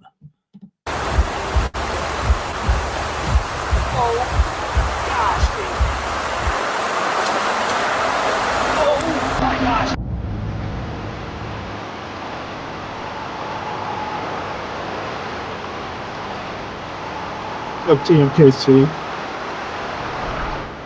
Black Boot Studio. Oh, is that the one you sent me yesterday, Uncle Fatty? Oh, yeah, we'll show that after this.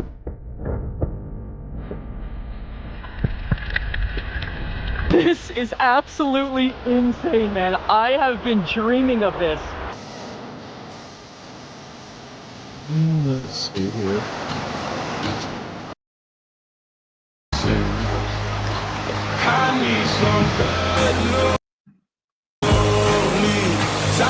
Tell me. This is what happens when you don't watch these videos, folks.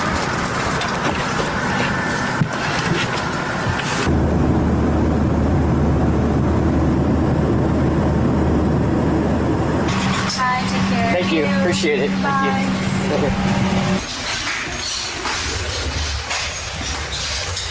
First steps into Alaska, baby. I have been dreaming of this since I was first getting into fishing. Alaska, always a kid's dream location to go fishing. We are here, and right now we're on the hunt for our rental car, so hopefully we can find it. I think we're level 2. I think we're up here. You got it, Carly? Yeah. There she is, baby, the old Ford Focus. Bingo. Dude, this thing is sharp. Holy smokes. Man, hopefully we don't hit a moose. We'll be donezo.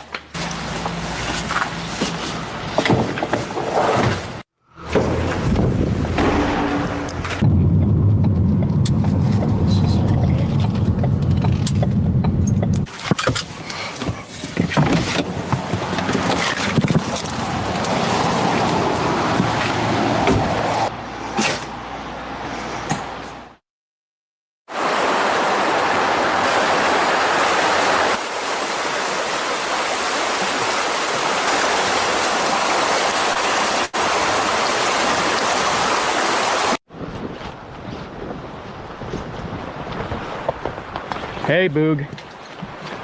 Hey, Elliot. I don't know. I have to. I hear the flies are bad. It's always a fun in the added summer. element when you're It is too cold walking in the through winter. thick brush through Alaska. Whether or not you're gonna run into, who knows what out here. I don't even want to say Hopefully it. he has a but pistol or something. so excited to get out here and anxious to see what's in this water and if we can catch fish. So, wow. Oh my gosh. So he doesn't Look at have the a soft guide?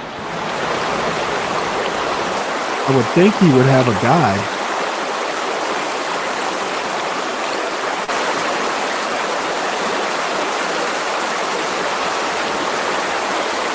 Yeah, I saw that. Yeah, Slick, I see John starting up a show. I saw that post that's in the thumbnail or whatever it is. You know what?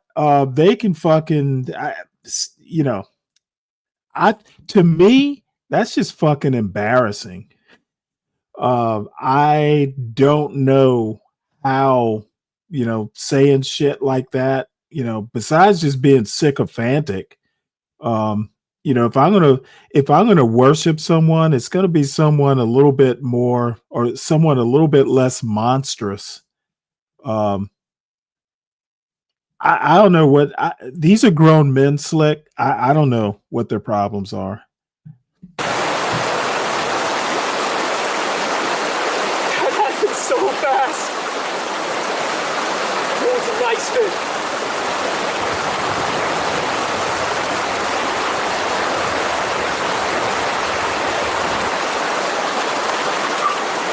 No way. Oh my gosh. That's insane. That happened so unbelievably fast. First cast in this pool, or maybe second, I can't even remember, it still feels like a dream. Line gets tight and this dolly absolutely throttles it. These fish are so unbelievably beautiful. Unbelievable. First dolly of the trip here. There's probably gonna be many more to come.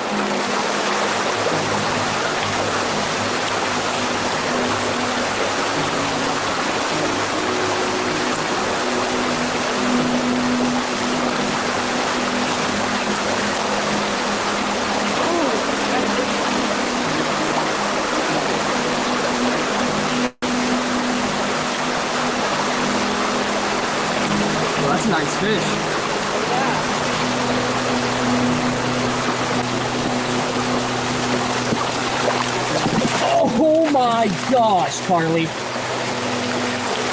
Wow. Oh my gosh, Carly. Holy smokes, are you kidding? Look. Holy. Look at that. That's the prettiest fish I've ever seen.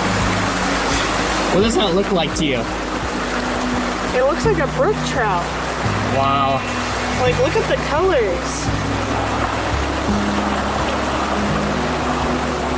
Back he goes.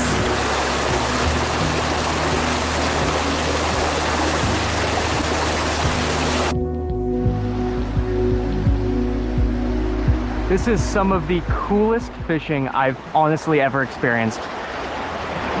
Just fishing in and out of all of these sockeye. We are not targeting the sockeye, by the way, at all. We're almost helping them out, pulling these dollies off of them. But there's just thousands of sockeye in the system right now, and these dollies and rainbows like that.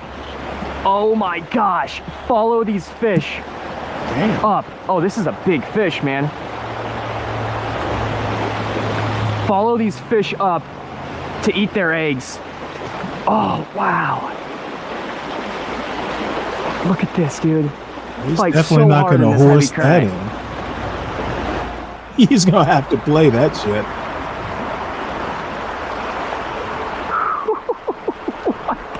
And then he's got the I'm current. gonna pull him up this way now. There we go.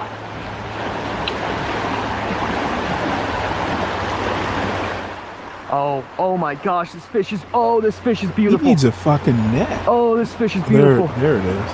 There we go. Net, Carly? You want to net him? Okay. Carly's gonna net him. This current is Guys, moving send so her fast, and these downstream. fish are just holding in it. It's unbelievable. That looks like a mixture between a bull and a brook trout. Holy crap. All right, come on, buddy. Yeah, you ready? Here we go. Oh, they fight so hard, dude. Well, he's got the current with him. Oh Nice. my gosh! No way, that might be the biggest one. That thing is freaking huge. Oh, wow, look look at at how fat they are. Oh my word. Is one of the most beautiful fish I've ever caught in my life. Pink dots, Nice. orange belly, white tip fins, fat, happy, and fight like crazy in here. So how we're fishing for these fish is something actually fairly simple and something that I haven't done much before. We're basically just fishing with a bead, imitating an egg from one of these sockeye for the rainbows and dollies. Oh, Carly, I think just had a fish. And anyways, so we are just basically casting upstream and keeping a tight line to our flies in the water. And when our flies are going tight, we're simply just setting the hook and hooking into these fish. So this is super cool, method I'm not usually used to, but obviously extremely effective. And it's just so cool. This is unreal.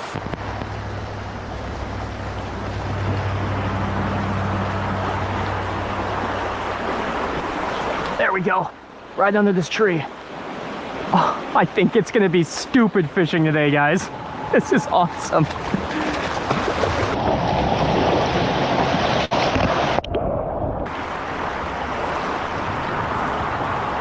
Oh my gosh! I just saw a fish lift off the bottom and eat it. That was nuts. This is such tough casting. Really gotta tuck them in here. There we go.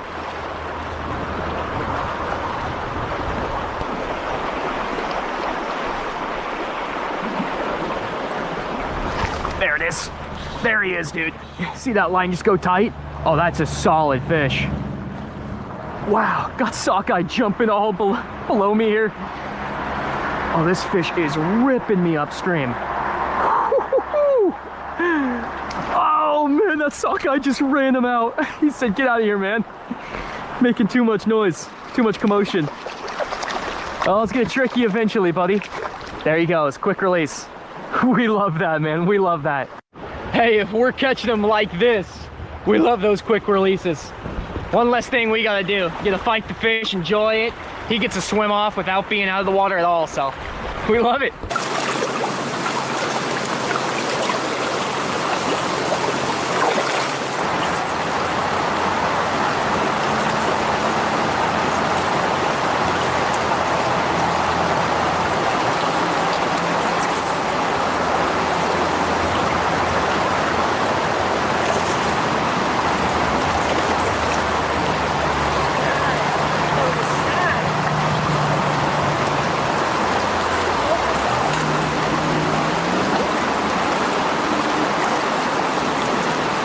That's a big one.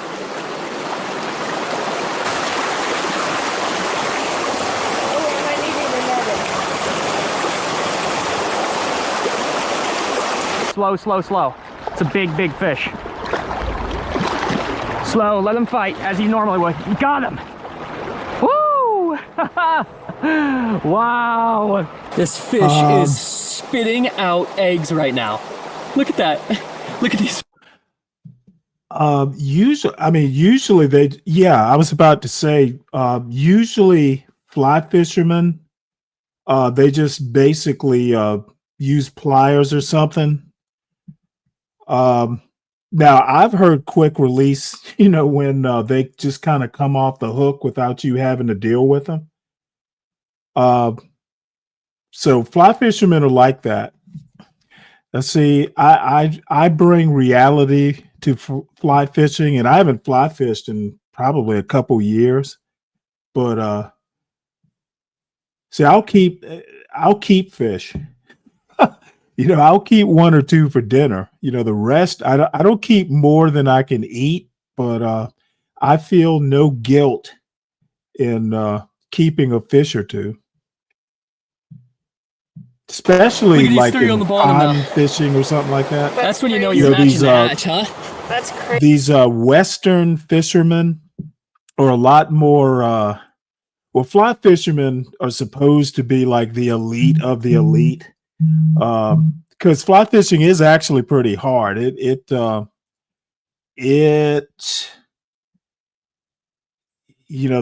casting isn't tough. It's knowing what is going to catch which fly to use. So you actually have to kind of either have a guide or you got to know the river, and things can change. These trout are kind of finicky. They're not aggressive like saltwater fish.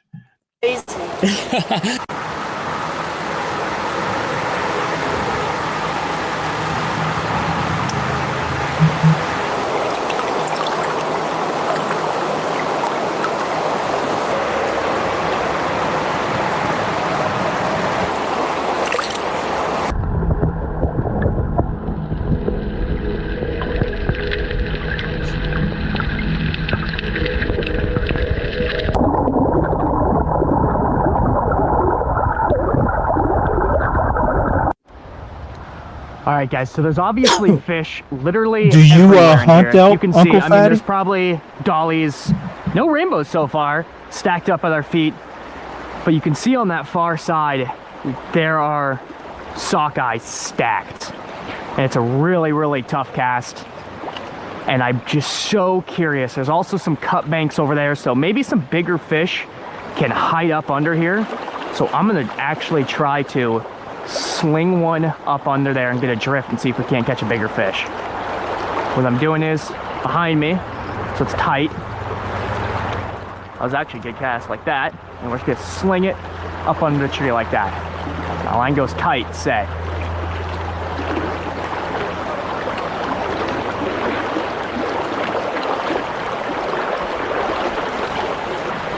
Just like that. Got him. Got him. Just like that. Way up. He came from out from under that tree. It's not as big as I thought it would be. But regardless, that was such a coolie. Look at that sockeye. That's a way to live. Look at sockeyes chasing them off. Out fishing every day. These fish just absolutely spool you in here.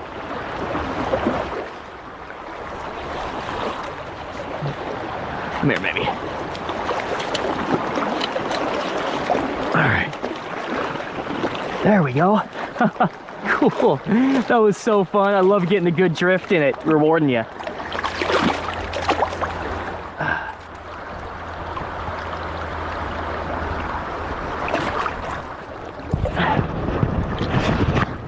Thanks, buddy. Enjoy your time, man. Be good.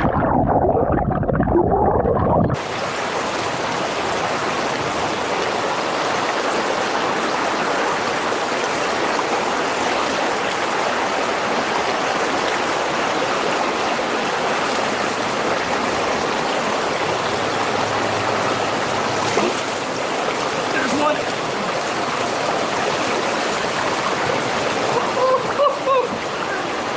Yes, dude. Alaska, baby.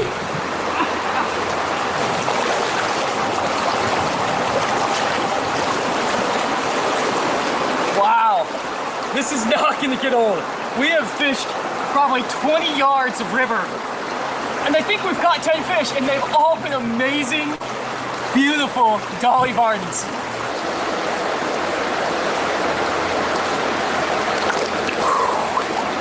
Later, buddy. But guys, the crazy part is we could seriously sit in just one of these holes probably the entire day and catch fish. But that's not why we go fly fishing, you know? We are out here to explore the next hole up to see what fish lie further up there. We could sit on these fish all day long, but hey, we had fun, we caught a few. We want to keep exploring. That's why we're out here, so we're gonna keep exploring and see what's to come. There's only bigger to come. It always ends that way.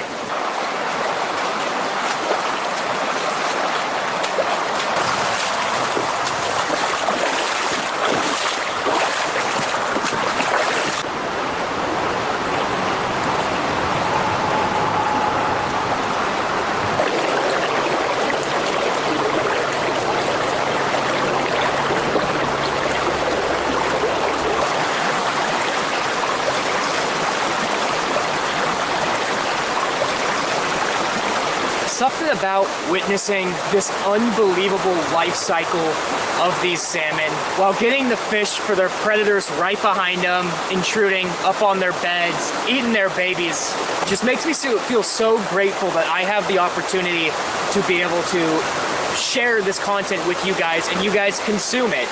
And, you know, it may sound cliche, but to be dead honest with you, I am so unbelievably grateful for each and every one of you guys watching this video. I hear the support, I hear the love.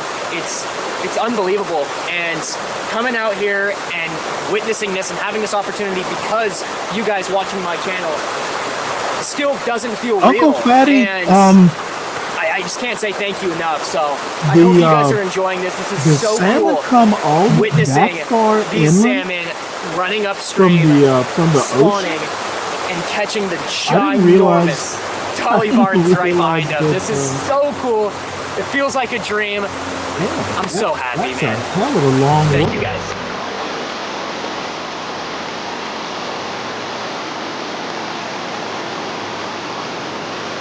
Oh, you see that one? Oh, one just came out for it. Oh wow.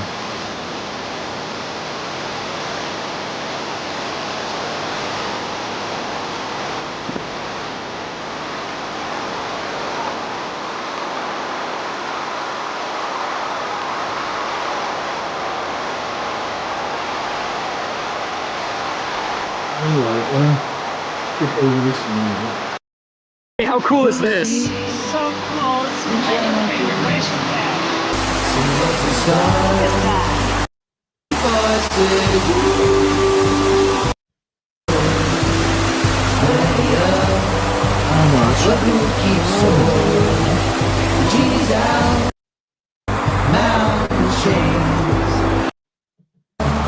Raise your voices.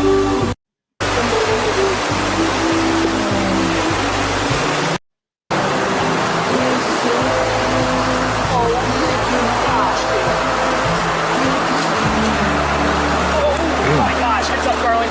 No.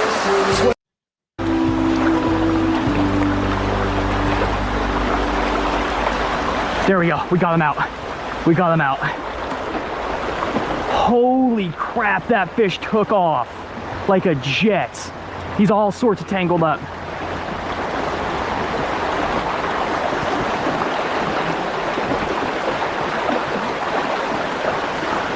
Man. No. No. He's going to have to walk that fish down. I can't believe he's still on. He is in there right now.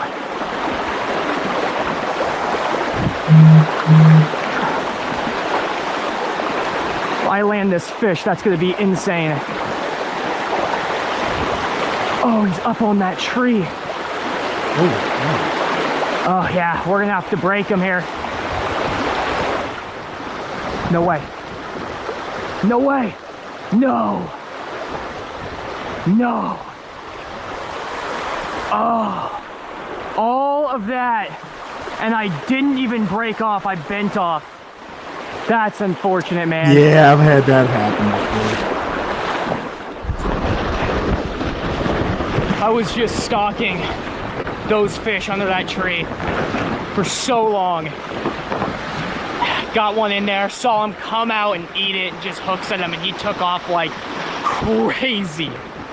So hard to pull him out of there. Between that log jam they're sitting in downstream, you guys saw the log jam, and pulled him out of that, and then he took off under this tree, and this current is so swift, there's no stopping him. They got their mind set. Hey, Uncle Fatty, have you ever done stay fishing? Bent out hook.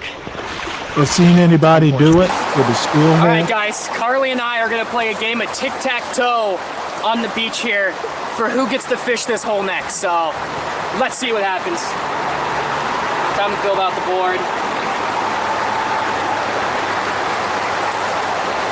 Okay, I'll give you the honor. You go first. Right down the middle X. Okay. I used to have a strategy to this. I don't know more.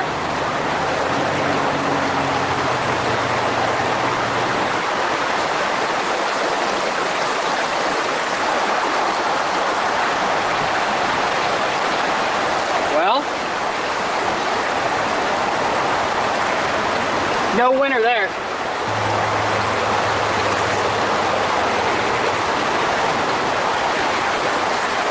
For God's sake, just game over.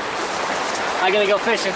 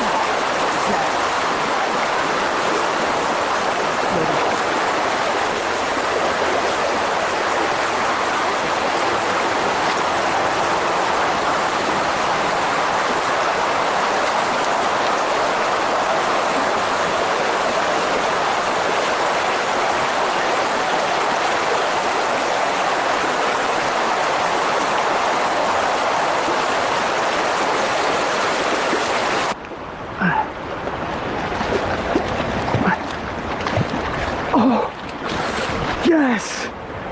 Oh, let's go. That is the biggest fish, for sure. Man, guys, I honestly cannot believe that. I missed so many big fish in that pool, and I was low-key getting pretty disappointed. But this fish came out, and I just saw its mouth open and absolutely railed it right out of the pool. There are so many big fish up in there. So cool. I don't want to take too much time with her. Dude, she's like the size of the sockeye. What? That was so freaking cool. Awesome. All right, Carly went up next and she just got one. Keep them out of there. Ear fishing? No, they're beautiful char. Now, I had a friend of mine that used to do bow and arrow. What an eats. They are Go fishing. stacked in there. Wow. Wow, beautiful fish, Carly. Yeah. Unreal. Really? Yep.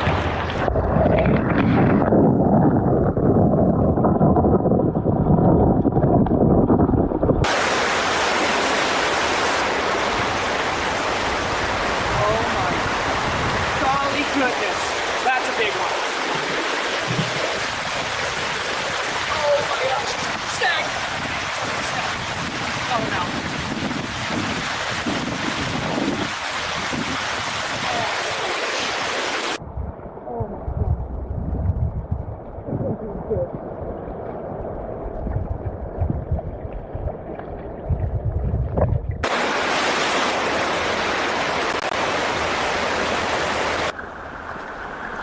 Go get him. Nice. That's a big one. Not as colored.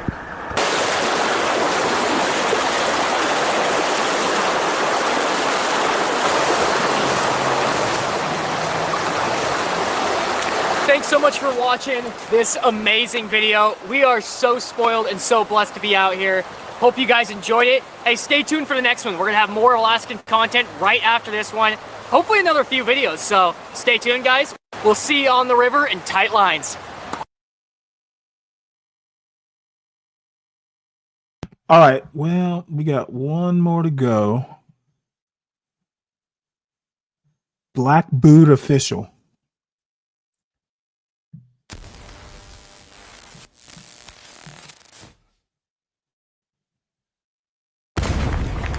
That right there is a plum crazy purple Dodge Challenger RT. And I like that color. Plum crazy purple. I mean, it's got the pearl coat in it, pretty as it can be, you know? And there's a reason why I bought that car. It's because I like the color of it, you know? It's a plum crazy purple Dodge Challenger. Why wouldn't you like that car, you know? And over there, that right there is a lime green Chevrolet Express van, and we bought that van as a cargo van, just completely gutted, stripped down, nasty old cargo van, and we converted it over, painted it up with some bed liner, and did up the interiors and stuff like that, and themed it out in Alice in Wonderland inside. You know, it's a sweet van, and it's lime green. You know, we picked lime green because it's a funky color. That's why we picked it, because it was a funky color, you know, like plum crazy purple right there. That's why we picked it. Plus, that's my wife's favorite color, and that's her car, you know. So we got us a plum crazy purple Dodge Challenger RT right there with a funky green Alice in Wonderland van over there. And there's a reason why I'm telling you that. Anyway, y'all, look, see, I got the purple car and the green van because, I mean, I like the color of them, you know. It's different, like I said. Now, here's the thing. There's people all across this country feel differently about that, you know. They're like, Black Boot, why do you have a purple car? And I'm just like, well, I mean, I like the color of it. I mean, that's part of the reason right there. Well, why do you got a green van? I like the color of it too. What's up, Dirty? That's kind of the reason for that one right there too. Well, why don't you have a white van? Look, it was white. When I bought it, it was white, you know, and I painted on it. I painted it to make it the color that it is right now, you know, on purpose. Oh, so you hate white vans? No, never said that I hate white vans. That I never even came out my mouth. Now, a lot of people do find white vans to be creepy, okay? And if I'm being honest, that's part of the reason why I painted it a different color, because I didn't want to ride around looking like a creeper, you know? That's a lot of the reason why I did it, and I just chose lime green there, you know? Oh, so you do hate white vans? No, I don't. Well, then you do hate white cars. Otherwise, you'd have a white car, not a purple one. No. Now, as a matter of fact, that car does have a white stripe on it right there. If that makes you feel any better, it is purple, but it's got a white stripe down the side of it right there. No, right there, that ticks me off right there even more, because you can't be mixing up your whites on your colored cars. That right there, blasphemous is what that is. You can't put the white stripes on the purple cars right there. You're mixing up your colors like that, and I definitely don't like that right there that you're doing. Well, look, I'm sorry that you feel that way, okay? But you don't have to drive it. It's mine. And, you know, I'm the one that drives it. Right there, you driving it right there is forcing your color card gender on us, is what you're doing. You're forcing that color card gender on us. No, I'm not. I promise you that's not what I'm doing at all. At all. I'm not forcing no gender on you whatsoever. Oh, yes, you are right there, because the fact that you drive that car down the road and I have to see it coming down the street, that means I have to acknowledge that it exists, okay? And I don't want to acknowledge that it exists because I don't think it should exist, all right? Only the white cars should exist. So because you're driving it down the road and my eyeballs have to look at it, that right there is you forcing your agenda on me with them colored cars, and I don't appreciate that. No, that ain't what I'm doing. And I promise you that right there sounds like a you problem, buddy. That's what that is. Just you're having a you problem is what it is. Well, I see what you're doing right there. You don't want us to have the white cars. You don't want us to have the white cars. That's your agenda too, right there. No. In fact, by me having a purple car and a green van, I left 2 other white cars out there for you to have on right there. Yeah, I gave you 2 more white cars because I got a purple one and a green one, is what happened there. So I'm actually helping you out, is what I'm doing. No, I don't believe you. I think you don't want us having white cars. You don't want nobody having the white cars. Nope, that ain't what I said. You can have all the white cars you want to. I don't care. You can drive all the white cars. I'm just saying, I like the purple one and I like the green one. But I don't like the purple ones and the green ones, and that means I don't want you driving it, and you need to paint them white, or you need to go buy you a white car. I'm not painting it, and I'm not going to buy another. I've got enough cars right now, and if I did go buy another one, I'd get a different color. Well, yeah, you probably would. You'd probably get one of them black ones or them brown ones right there. Now, I really don't like them. I know that. I can figure that out about you right now. I get that there. But anyway, we ain't forcing no agenda on you at all, okay? So you can stop it with them. No, you're forcing your white car agenda on me, and I ain't going to stop. And now then these people get so mad because I've got a purple car and a green van. They take their white cars out there, start ramming them into other white cars and trying to blame the purple cars and the green vans. That's what they try to do. Out there ramming the white cars with the white cars and you ran into my white car. No, I didn't. I did not run into that one at all. I just watched you do it, by the way. And there's not even green paint or purple paint on that car over there. It's got white paint on it. Nope, you did it. No, buddy, it's actually on camera, everything. It's you. It was a white car, ran into a white car. I don't care what reality says, okay? I said you did it, so therefore you did it, okay? Because you're forcing your color card gender on us. Anyway, y'all, that's the world we unfortunately live in, okay? That's exactly what's going on here every single day with a lot of people, unfortunately, okay?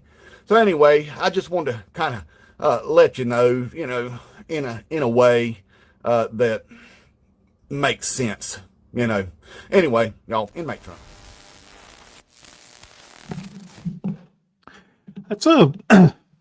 That's a pretty amazing monologue.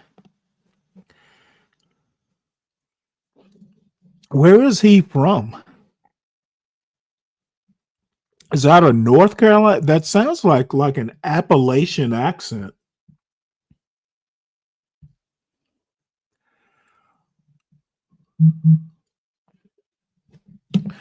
It sounds like either North Carolina or like somewhere in the somewhere in the in the Blue Ridge Mountains.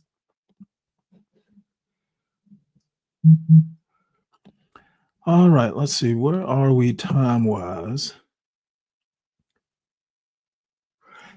Yeah, let's see. I guess I ought to subscribe to him, huh?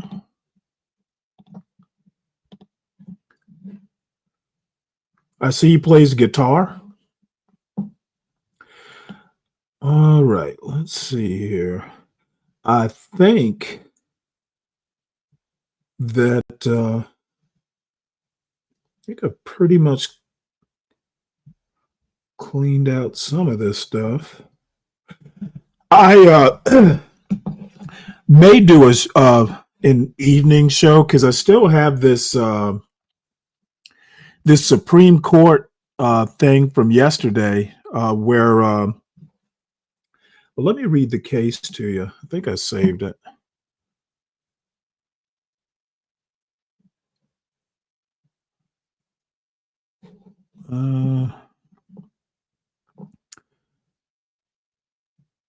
Or did I put it here?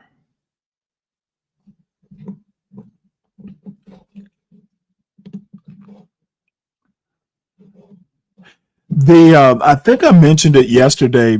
Colorado passed a law preventing